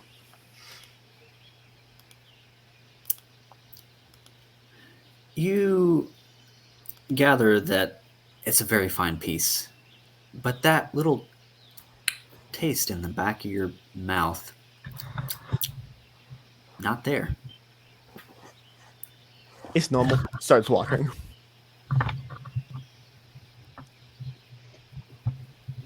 Remember to stay where I can see you. We're going past we've been into new territory for at least 30 minutes now. We've never been here before. Plus, I don't trust that there isn't any mouthers here yet. That's what It's I'm very looking odd. for. I want to kill something. Preferably not Solomon. He's still kind of good company. Don't know who you're referring to that way, but sure, maybe you know a different Solomon than I do. And the hobgoblin's heart grew 3 sizes that day. No, there's just like, yeah, I mean, a little bit. But, like, there's just, like, so much of, like, oh, dear child, if you only knew. If you only knew. And it's just, keep it cool. Keep it cool. Nagi's gonna smell Nagendra, for treasure. as you kind of keep walking and round the corner, you spot a large tree branch hanging down. It's a stick! Gonna run up and jump on it. Are you climbing up it? Yes. As you climb up it, you begin to find more of these tree branches that are a solid probably 3 or 4 inches in diameter. And you look up, and there's just a bunch of them, just intertwined, stuck in, weaved together, all put together. Looks down. I'm going to climb. Just keeps climbing. Does that look like a nest? Nagendra, It does look like a Nagendra. nest. Still climbing. Nagi, Nagendra, I will come back not. down. Xenia jumps onto yes. Durza, and they will fly up. Ragnar will also start to Oh, circle no. around. How big is it around? Can Ragnar like go around it real quick, or is it too big? It's Are we probably talking? 20, 30 feet across. Of course. Okay. Ragnar will start to like just sort of pace back and forth and sort of inspect the bottom and keep looking up. Nagi, get down here now. I just want to look. I will be right back. Nagi, I do not want you to be eaten. There might be babies in that nest who might actually be quite big, a bit bigger than you. As Xenia is like on Durza, we're flying up to check. So you begin to fly up on them, and you're looking at this thing, and it is a nest. It's definitely a nest. Make a nature check for me.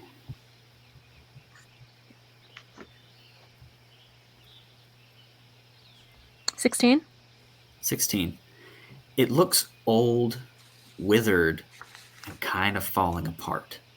Oh. There are a few old feathers, very large ones, stuck in it, but it does not seem to be inhabited. But you would know this to be a great rock's nest. Oh. Xenia sort of picks up one of the feathers and says, I've seen one of these. Grabs his book and flips through. And then, as there's a sort of like hovering beside Nagi, Xenia just like holds the book out towards Nagi and says, it's one of these. Big birds. Huge. Oh! I want to bite it. It might bite you. That's fine. Swallow, really. We make friends. Are you two okay? But Can you we're please fine. calm down now? It seems to be empty. Has been for a while. Nagi, do you smell anything? It seems old to me, but I'm not Nagi's sure. gonna smell. Roll an investigation check for me. 16 plus 7, so that would be a 23.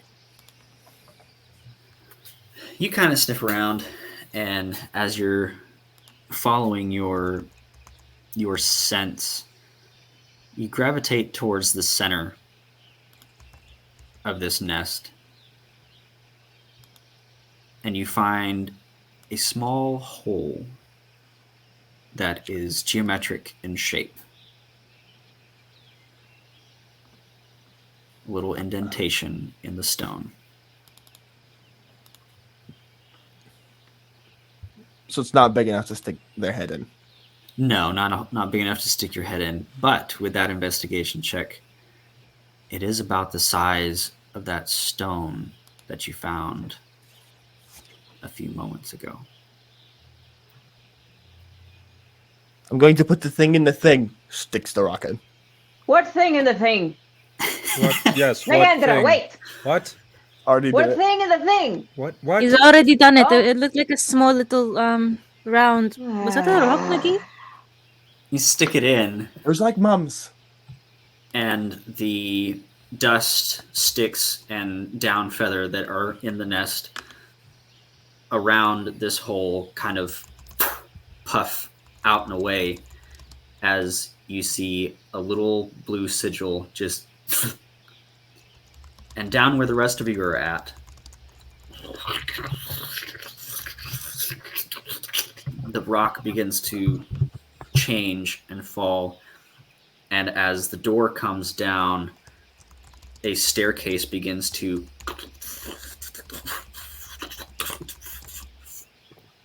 appear and spiral downwards. Well, we've It never didn't do found anything anything. like this before. Starts digging into the nest.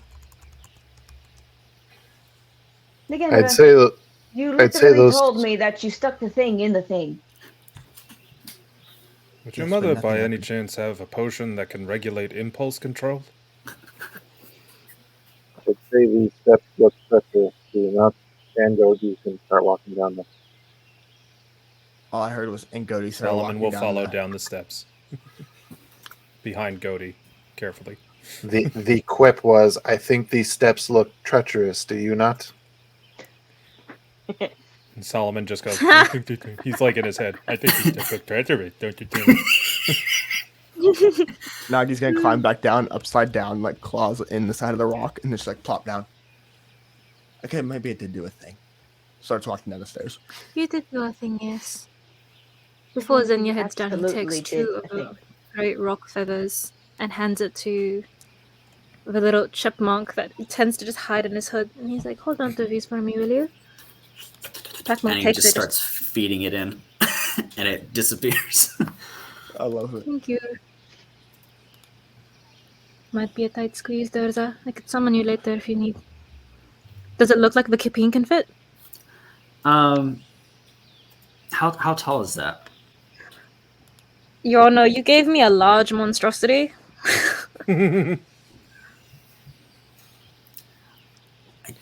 It's more of a single file staircase, about 6 foot ceilings.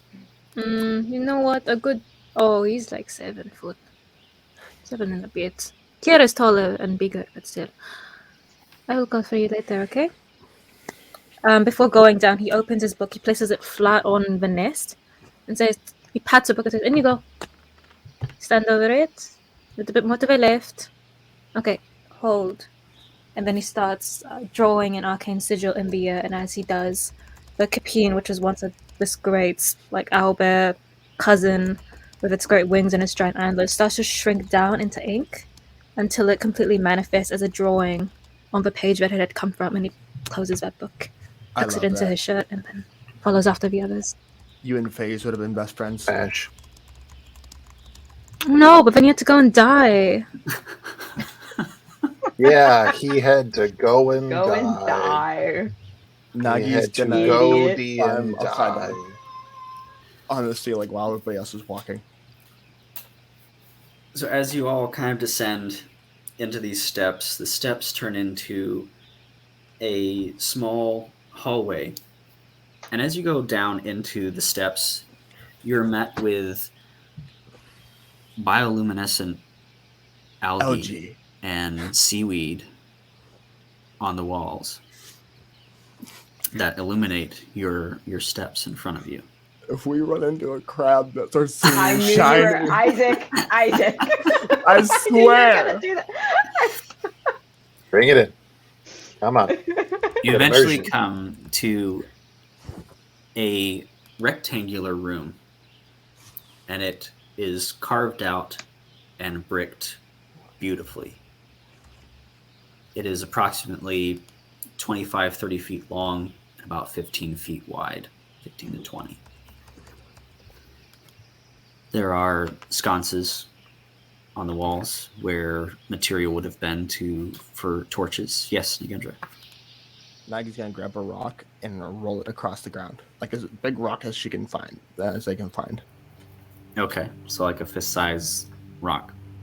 And just roll it like a bowling ball. Okay. This music. Roll me a strength check That's not good. real quick. Oh, I'm good at these. What have you done? You've done nothing. It's a He's done nat 24, 24. There we go. Isaac has loaded dice. I'm convinced. Skip it, essentially, across this floor. It hits in the middle, bounces, and goes straight.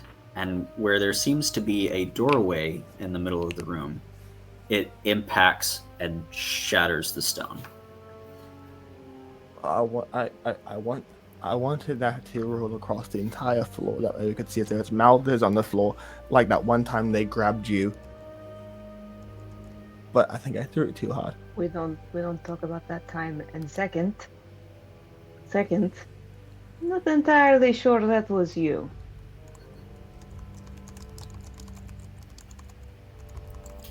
On either side of the door, there are two different images.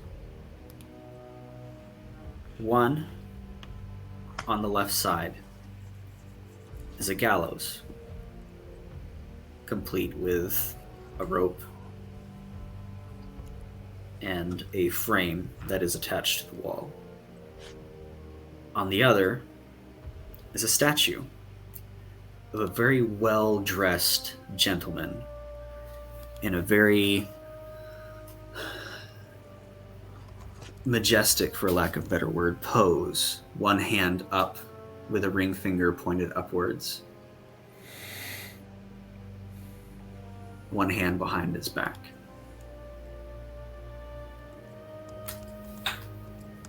Everyone roll me a perception check.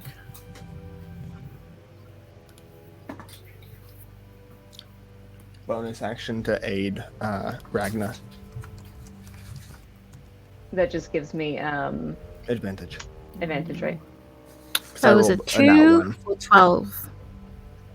A 2 for 12? Jeez. Damn. That's a I 18 just for got an Jody. 8. That's a 10 for Ragna with advantage. Don't worry, guys, I got it. I nat one. Cody, you have a tendency to look for words and for things that pertain to letters, runes, knowledge. You spot on both sides inscriptions, and they read, on the right, once a lord, now his wealth he flaunts, endless riches his every want, gold and silver, diamonds bright, happiness he thought was in sight. But riches only brought him woe, misery, and pain. The more he'd show, his greed consumed him bit by bit, and soon his wealth was the end of it. On the left side, where the gallows is, reads, the mournful gallows stands so tall, a haunting sight that chills us all. Its wooden frame, a symbol of death, a place where souls take their last breath. The creaking rope, the somber crowd, the hush that falls without a sound. The mournful gallows doth remind of lives cut short and justice blind. You also notice, looking around, that on the left side there are footprints that look to be bare feet that have been imprinted in the stone. And on the right, a set of footprints of very fine boots.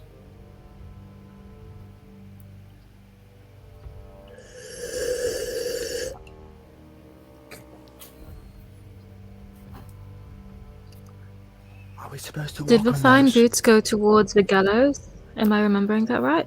The fine Or boots did it go go the towards other the way? gentleman, and the gallows The are gentleman. the barefoot imprints, yes.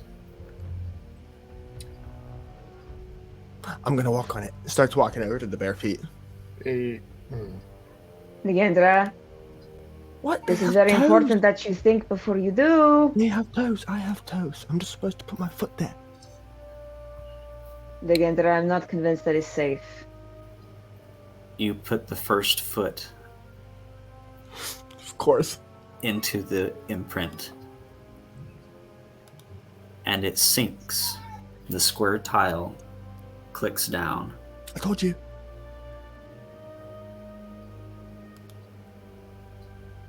Nothing Next else foot. seems to happen. Next foot, with the second one of the sconces lights. Ha-ha! Same thing, presses down, and it lights. Next foot. Next one, same thing, clicks. Every 2 a sconce lights if you keep going. Just start skipping. Just do. Down all the way. I can And on the fire. last one, a lever drops down, and the noose Ooh. comes down Can I do the thing? as the door Legendra, do not put that around your head. begins to lower.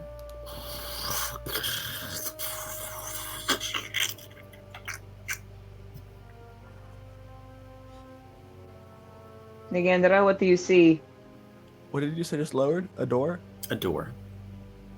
There's a door. I'm gonna go through it. Does the door have anything on it? Looks at door.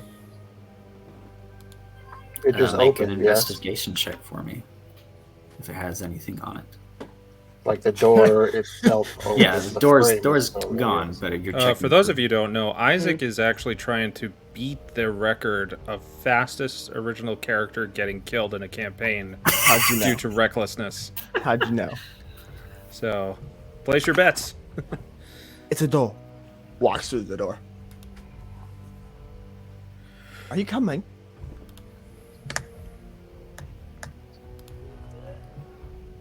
Nagendra will, or Ragna will slowly step out and follow in the same footsteps just to be safe, but will sort of cautiously yet swiftly catch up with Nagendra and take a look through the doorway. You cross the room without any issues. Did I And solve a puzzle? is this door like, so it lowered, but where was it initially? Was it behind the gallows statue? In between or, like, both where- of them. So there was the Okay, statue of the okay. gentleman on one side and the gallows on the other, and you had Okay. a row of footprints going down each side. Okay. Bodhi follows, giving a somber look at the gallows as he passes by. Oh.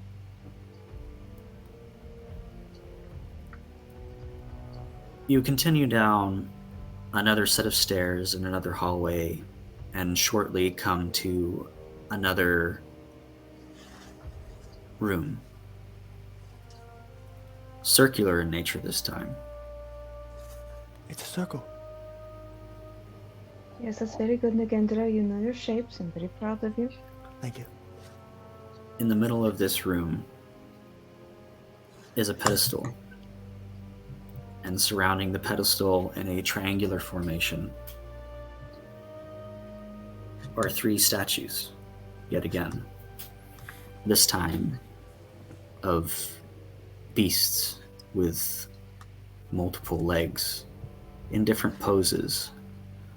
One crouched as if to pounce, one reared up with its mouth open, and the other looking at the door that you just came in.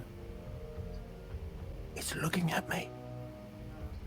Does Ragna recognize what kind of beasts the statues are in the form of?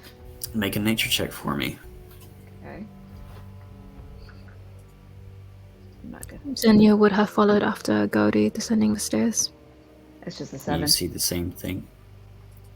Do I And recognize what these are? Xenia, without a nature check, you definitely would. These are basilisk. Oh dear. Is this a staring contest? No, it would be best if you actually did not look them in the eye. These are basilisk. They will turn you to stone. Like real And if I do, I stone? cannot help you. Sorry. Yes, Nagendra. Real stone. Like stone? Yes, Stone. like stone. Knocks on the ground like this stone. I need to remind you that we're going to do a little magic 101 when we get home. Okay. Solomon and Gaudi, with what you are accustomed to and what you look for in things, you would notice this room has concentric circles in it. And as it gets closer to the pedestal, lines carved in the ground from each basilisk statue in a triangle, and at each triangle, a circle. This seems to be some sort of ritual circle or sigil of some sort carved into the ground here.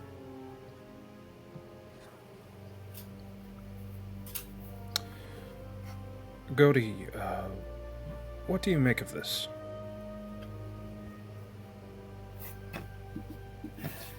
May I roll Arcana? Do to it. try to precisely, because I have some guesses and I just don't want to be wrong.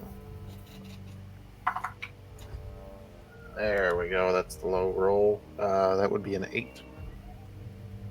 8 total. Yeah. You've seen similar circles. It's kind of adjacent to the one that you set up to do your wheel and woe.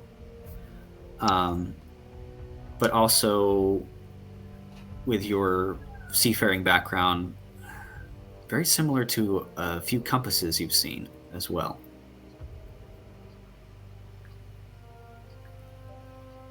Is there something that could potentially annotate north on this compass? Yes, there is.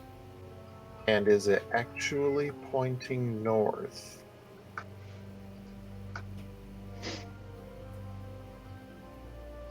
Yes. I don't like the way you said that, Chris.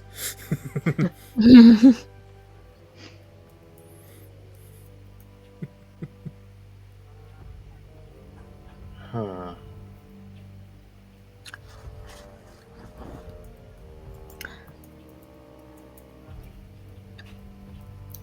Godi, you would have seen this design in a couple of the books that you read overnight.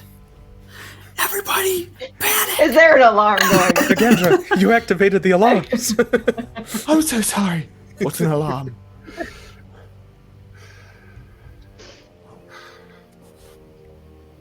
So I've noticed it from the books. Is there anything that would be related within the text that would possibly jog my memory as to this ritual circle's point or purpose?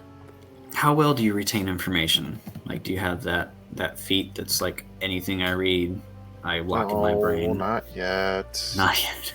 Make a history check for me then. History. That's something I'm pretty good at. Can I help with that? Yeah. Mm-hmm. And give you advantage Thank by you, sir. we converse to jog your memory.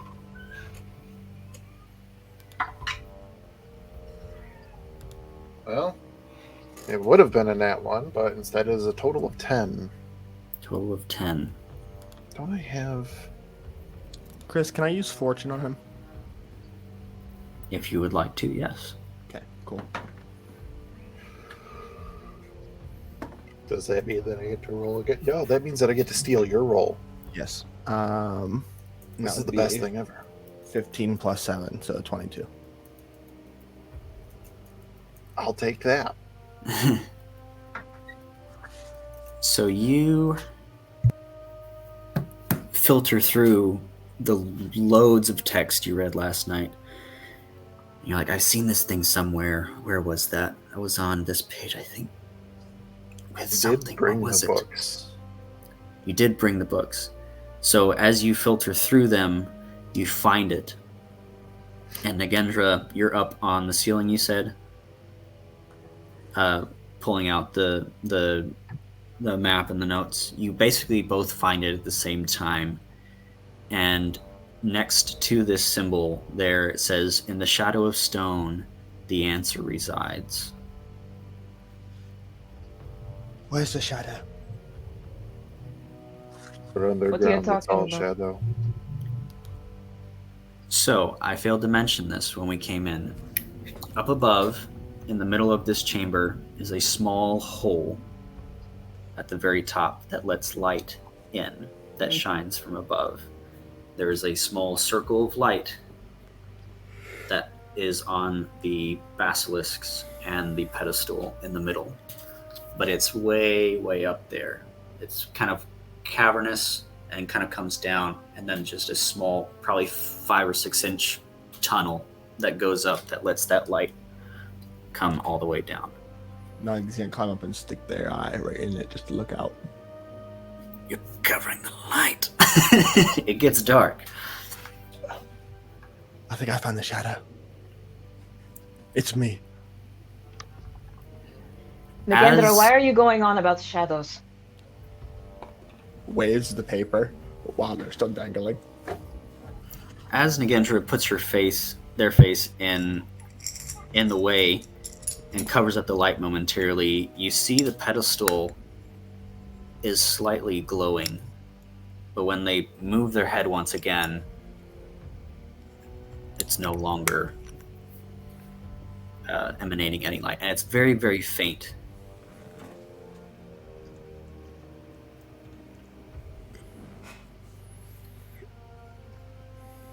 Nagendra, on your map, you read close to where it says, in the shadow of stone, the answer resides. It says to start, turn to where the sun sets.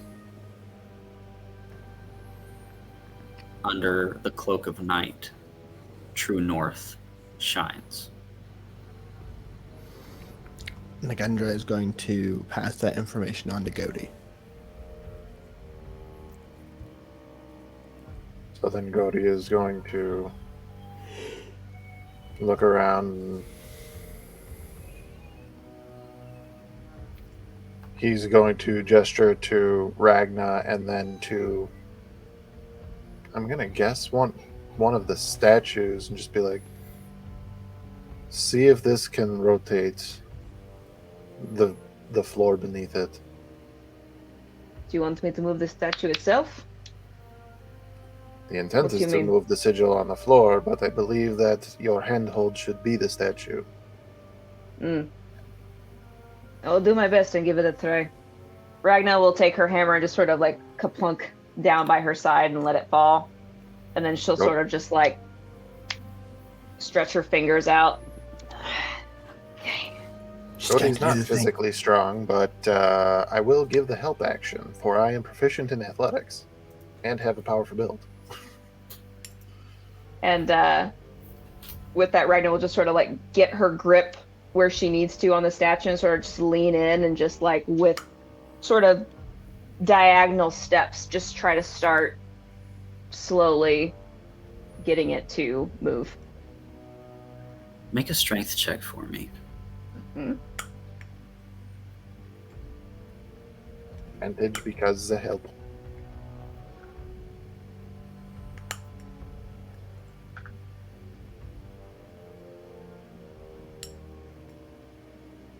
$17. 17. Mm-hmm. You go to move Or this. hang on. Yeah. I'm sorry, I think I rolled the wrong one. 8. Let's Is the do wrong it one? with advantage.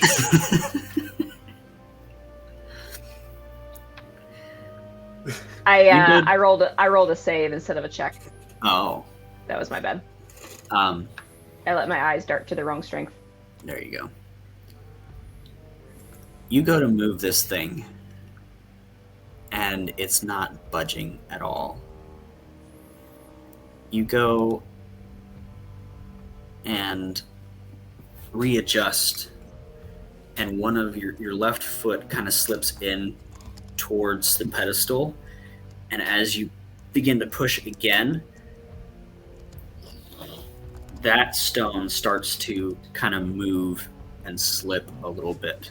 But the basilisk statue itself and the ring it's on does not budge at all.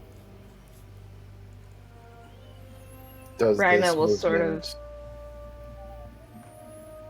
Oh, Go I ahead. was just going to ask if this movement will do what we need to do. Is it going to start to change which way the compass is pointing? It does change the pedestal. Yes, it does begin to rotate it.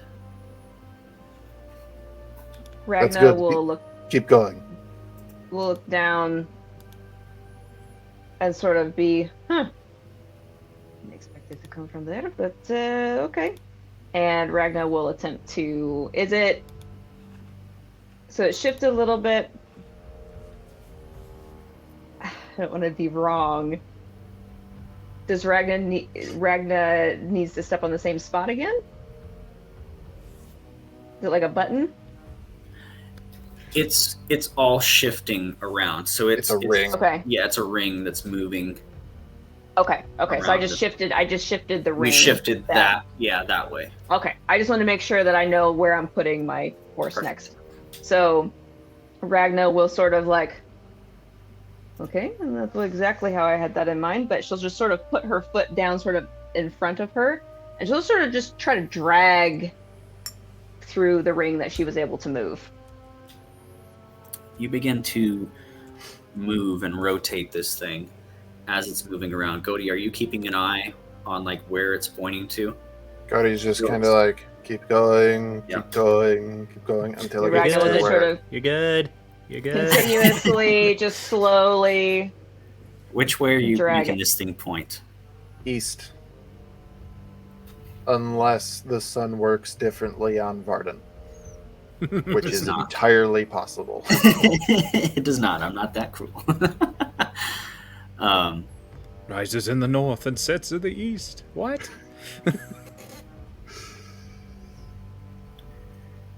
So you turn it, and as you're like, yep, a little bit more, it gets to east. It locks in place, and as you try to move it a little bit more, Ragna, it's not budging. However, in the shadows of each of the basilisks, a faint glow begins to emanate beneath them.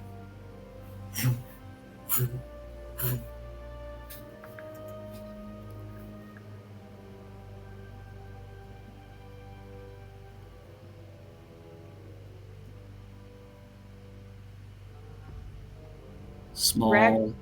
Go ahead. Ragna will take her foot off of the ring officially and start to circle around the triangle and the statues. And she's going to specifically, just for the sake of her own sanity, start checking around for something that one of her little stones may fit into. You move around and look, and that hole that just glowed looks about the right size and shape for one of these.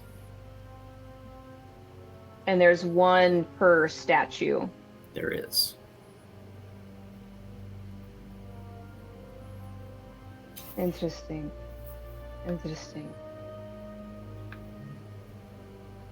And she'll just sort of reach into her breast pocket and look over at Godi and just sort of like gesture with her hand.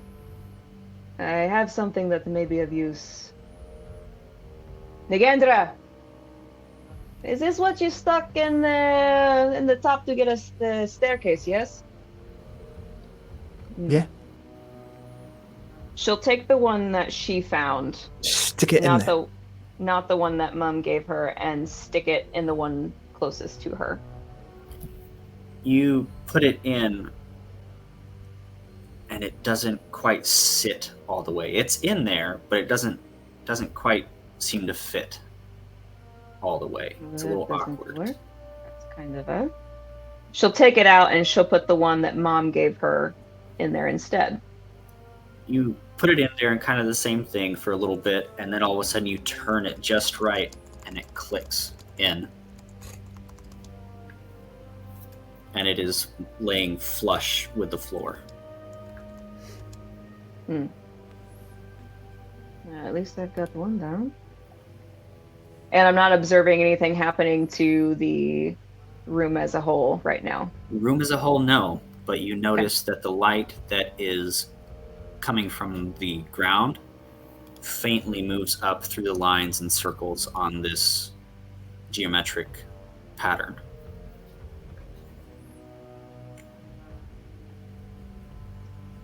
Ragna will stand and gesture to Godi. You've been paying attention, yes? Always. We'll try another one. She'll go to the next statue, and now she will place the one that she had originally in that keyhole. Moves around, clicks in, flush with the floor, and same thing. The glow from the socket itself is beginning to emanate and fill the lines. She'll stand up again at her full height and put her hands on her hips like she does. Okay, well, that is clearly doing something. There is only one problem. She looks up at Godi. I only have 2 stones. Nagendra, did you retrieve your stone when you used it up in the nest? Yeah, it was on one of the hangmen.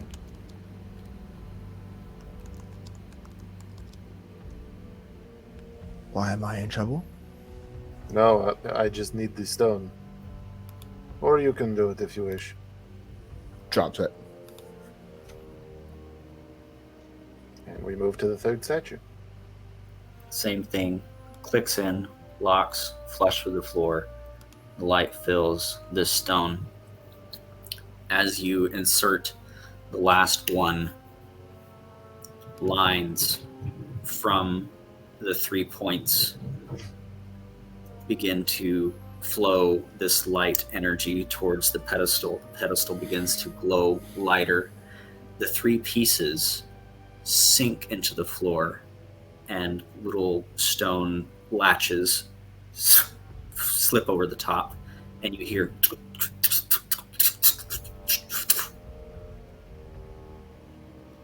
and then as the light is coming up towards the top of the pedestal, there is a small cage that clamps shut, and raising to the top is this 12-sided cubic box that seems to rotate in it. Nagi's gonna drop from the ceiling. I would like Solomon would like to approach carefully the polyhedral thing that just showed up.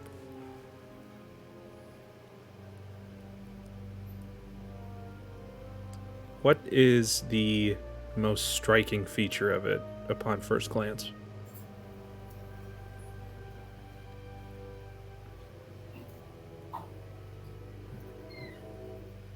The surface of this metal polyhedral thing seems to be shifting. And the lines and circles meet up and disconnect, and meet up and disconnect as it's moving around. All the while, they are glowing. I'm going to turn to the rest of the party and look and say, I don't believe it would be a good idea to touch this immediately.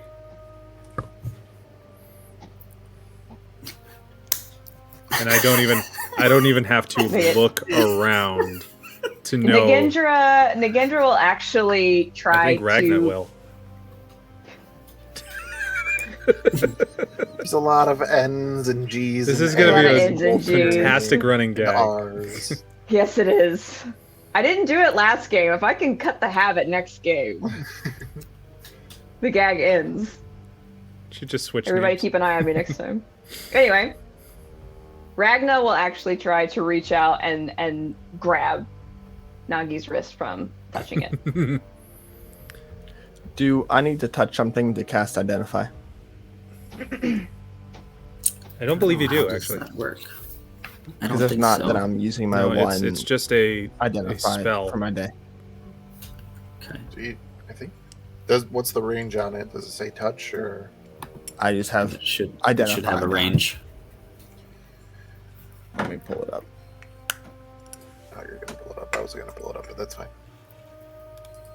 We'll all pull it up. All of us together. See whose internet's If you would- fastest. If you would Oh, I turn to guarantee beyond as well. magic or spells, identify a wizard spell predominantly, also on a couple other lists. School of Divination. It's touch. Property identify reveals the properties of magic item when you touch it for 1 minute.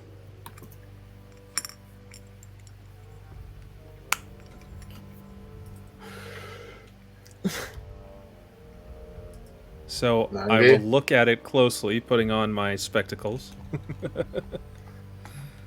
Can I see if I perhaps recognize any sort of language or arcane symbology on these shifting pieces? Yes. Make an Arcana check for me. See how much you get Yes. as it's moving around. While he is checking the arcanas, I am going to begin ritual casting Detect Magic. Okay. This is a dirty 20. Perfect. So as it's moving and shifting around, it locks in, and you could swear right before it changes, that kind of looks very familiar to a few scribings on a teleportation circle. And then it changes again. That looks like transmutation. Changes again. That looks vaguely familiar to conjuration. Clicks again. Transmutation. And it kind of recircles back around to a few of the other ones as well. Godi, I think do any of these look like familiar runes to you? Well, do they? Probably, I would say. These Yeah. would You be see it the too. symbols of the schools of magic. Yes, you see it too. I think this might be some sort of conduit for any means of spell casting. Godey's But going to start paying a feels little bit unstable. more attention because there are 8 schools of magic, and you said this was a dodecahedron, which is a 12-sided. Mm-hmm. So, what are the other 4? You get enchantment, but anything past that, there's like maybe 5 schools of magic here on this thing. Hang on one second. I have a theory.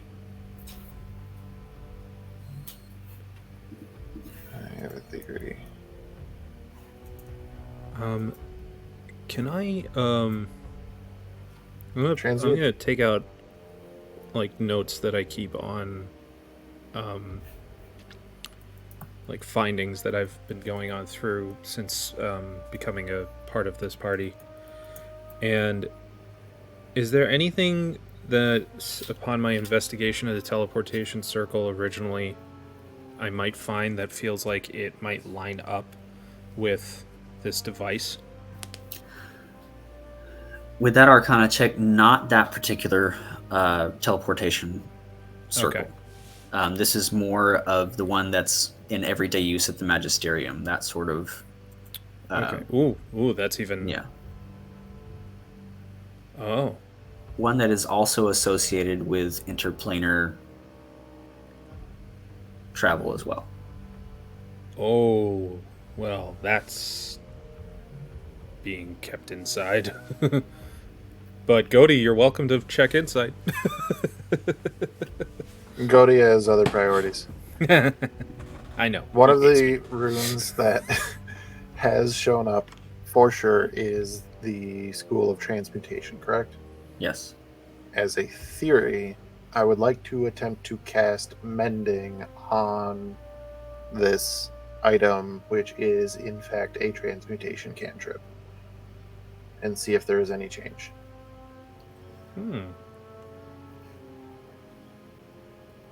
You cast this cantrip, and it hits the cage that it's around, and it bounces off as it makes an impact and ripples around it. This magic sigil, the same size as the cage, moves around it. Okay. Second step of the theory. I have not seen evocation, correct? No, you have not. I would like to attempt to cast light on the object, because that is an evocation cantrip. Okay. You go to cast light, and it takes. The pedestal lights up, and the dodecahedron comes down.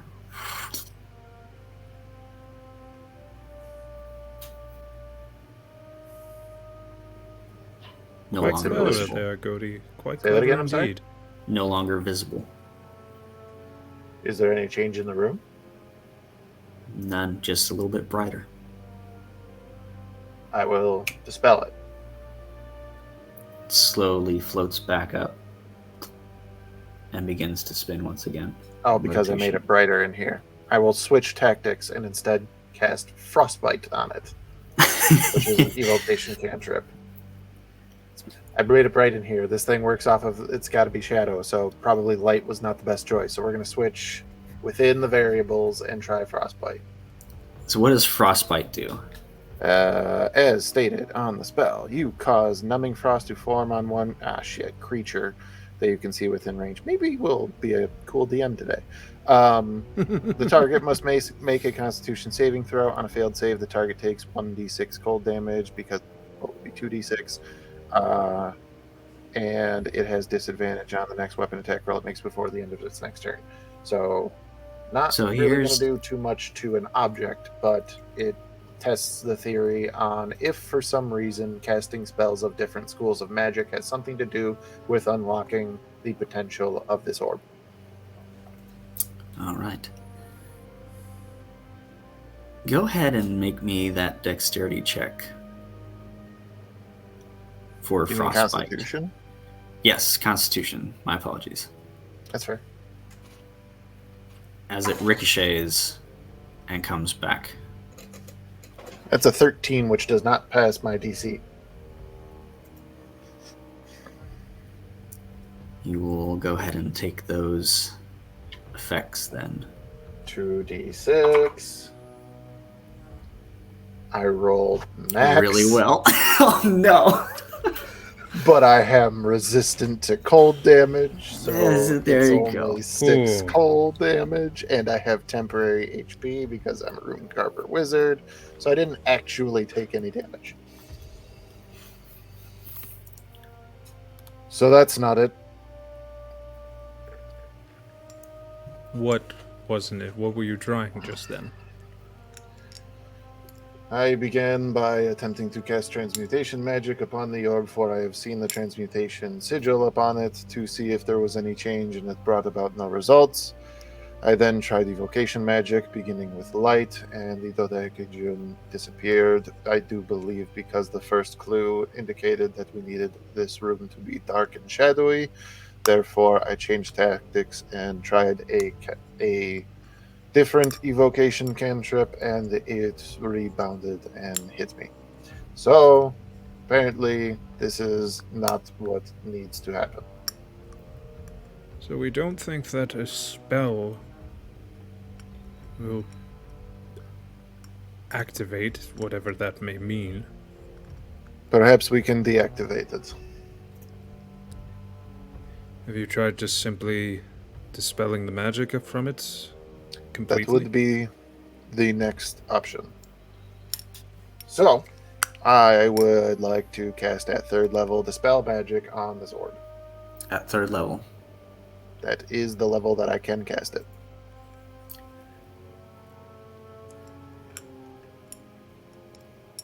You cast this spell, and as it reaches, the sigils around it light up, fade ever so slightly, and come back. I see where you might be going with this, and I'd like to try something as well.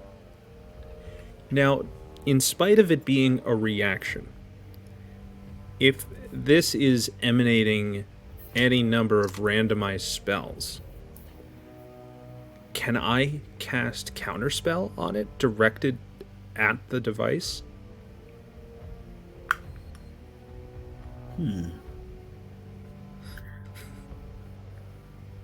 Does Counterspell have to be against a spell that is currently being cast? Well, that's the thing. I don't necessarily know if this device is actively casting, or is it just continuously in a state of preparation? I would say the latter. So basically, yeah, you attempt to interrupt a creature to the process of casting a spell. So what I assume it being in the process of by its different manipulations. Mm-hmm.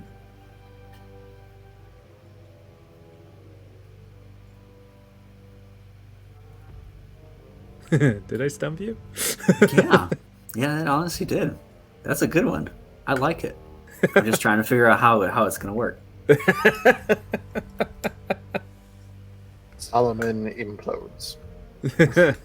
See, He I am turns useful. into a gibbering mouther. So you don't have to roll an attack for counterspell to work, correct? You just cast it and it if works. it was at anything higher than the basic 3rd level, then I would have to roll. Yeah, same thing with Dispel Magic.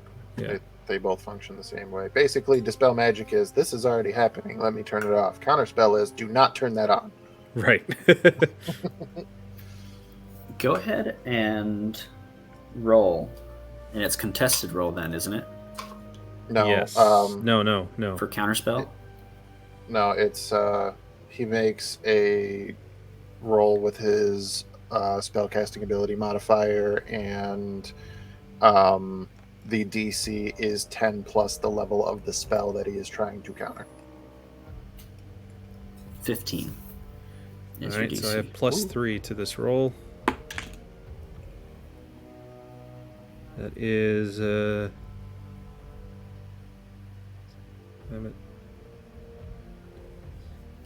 18 total. 18.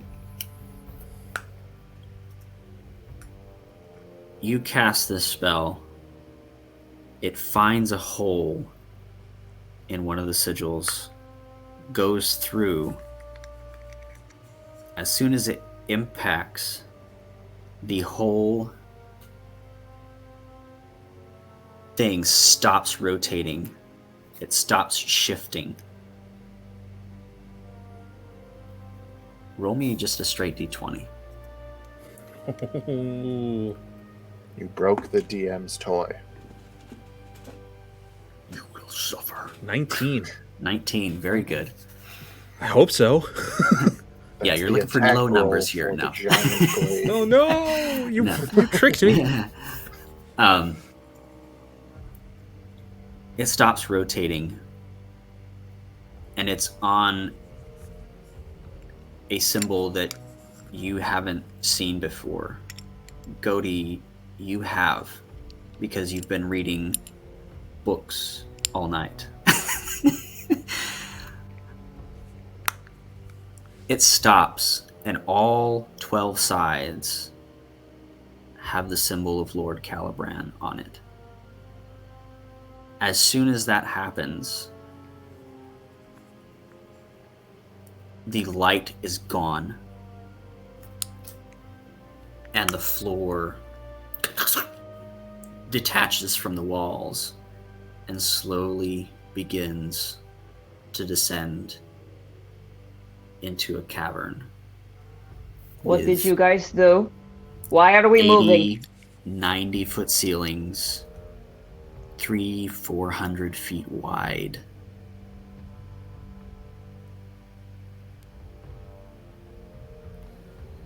I Nagi believe says we smell may the air. have found the former headquarters of this captain. Lord. Lord. You look across, and there are mounds of earth and rock, stalactites, stalagmites, columns, a massive cavern filled with water where there is not land. Off on the far side are two ships. One that is destroyed, irreparable. The other, its mast touching the ceiling of this cavern. Sails rolled up.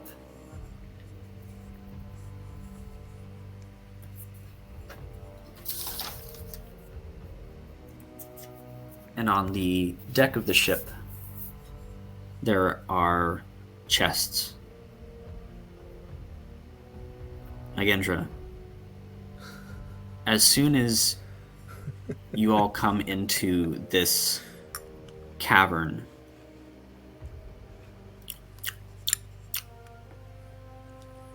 They're gone. There it is. Gone. They're gone. I found shinies! I found shinies! The lamp. You begin to run, and you are not looking where you're going. No, they are not.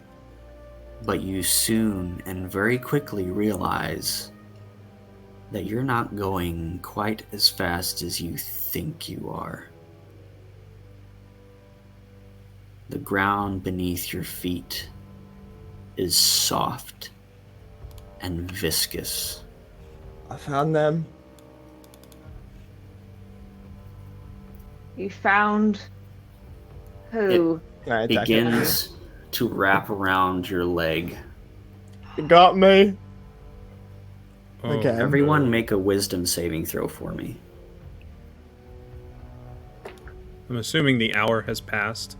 The hour has passed, yes. Okay. That would be a dirty 20.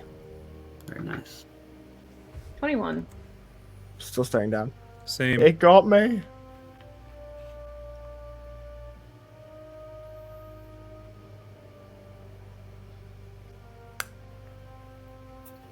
What you got there, Goaty?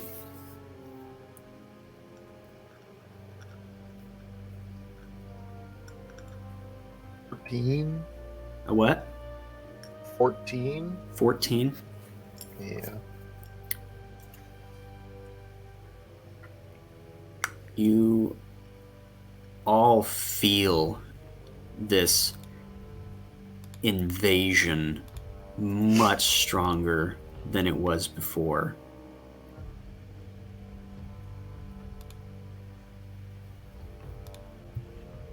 Solomon, Nagendra, and Ragna, you push through it, but you still hear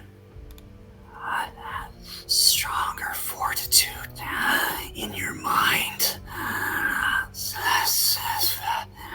A fine meal this one will make.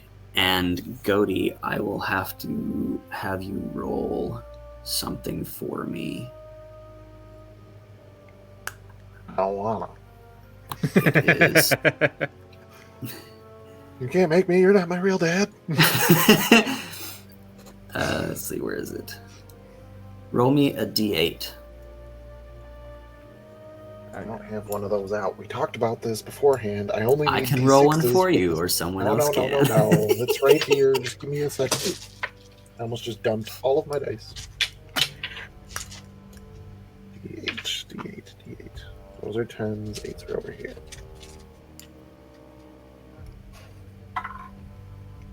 5. 5.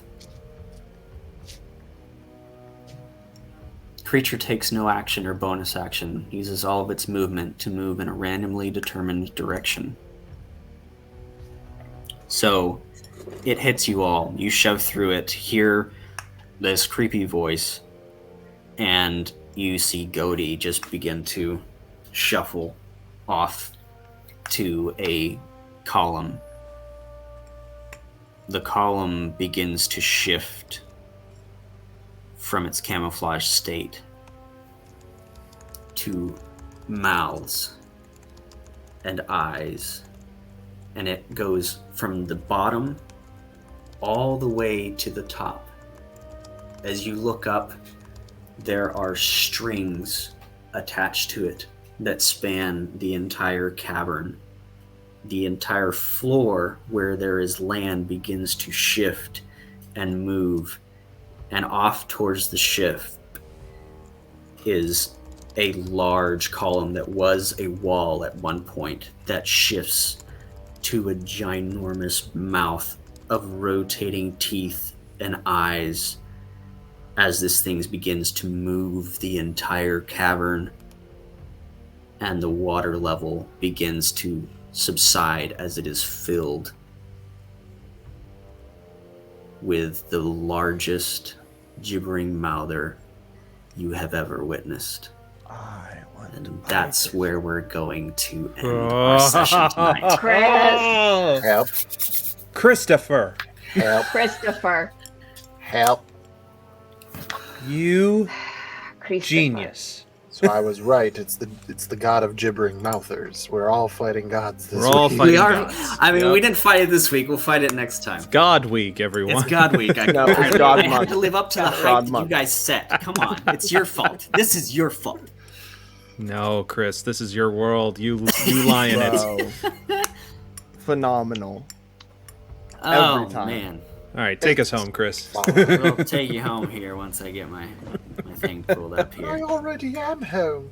Oh man, Are you Thank not you. entertained? Thank you so much, everyone, for sticking through it and watching us and just hanging out with us. We really appreciate it. Thank you guys for playing, because without you guys, we don't have a game, and I can't make you fight during Mouthers. Again, you can We'll find follow a us way. on all of our socials: Twitter, TikTok, Instagram, YouTube, on To Be Diced ADV. And man, it's been fun. Our next game is Sunday, correct? Yes. Yes. We are doing the first of an interlude series before the party in Frontiers of Eberron go to the next big story arc. So for the next couple of weeks, we're going to be doing about 3 stories at a time, looking into the past of several of the members of the Neighborhood Watch and some citizens of Wormwatch itself. And this Sunday, it will start with Silas, as well as Ivara, and I believe Sister Mira. It's gonna be fine. It's going to be awesome. It's gonna be fun. Well, We can't until this die Sunday, in the past. you can't die in the past. I mean, it's already done. You have to be there. So, Yeah. Unless you're awesome. Delilah. and then he just dies me too. Unless you're Delilah. Then you might die several times. I might die all the Oh, time. You know, you might die all the I time. hate to see it. Well, until Sunday, we love you. We'll miss you. Until next time, everyone have a great night. To be done. Peace!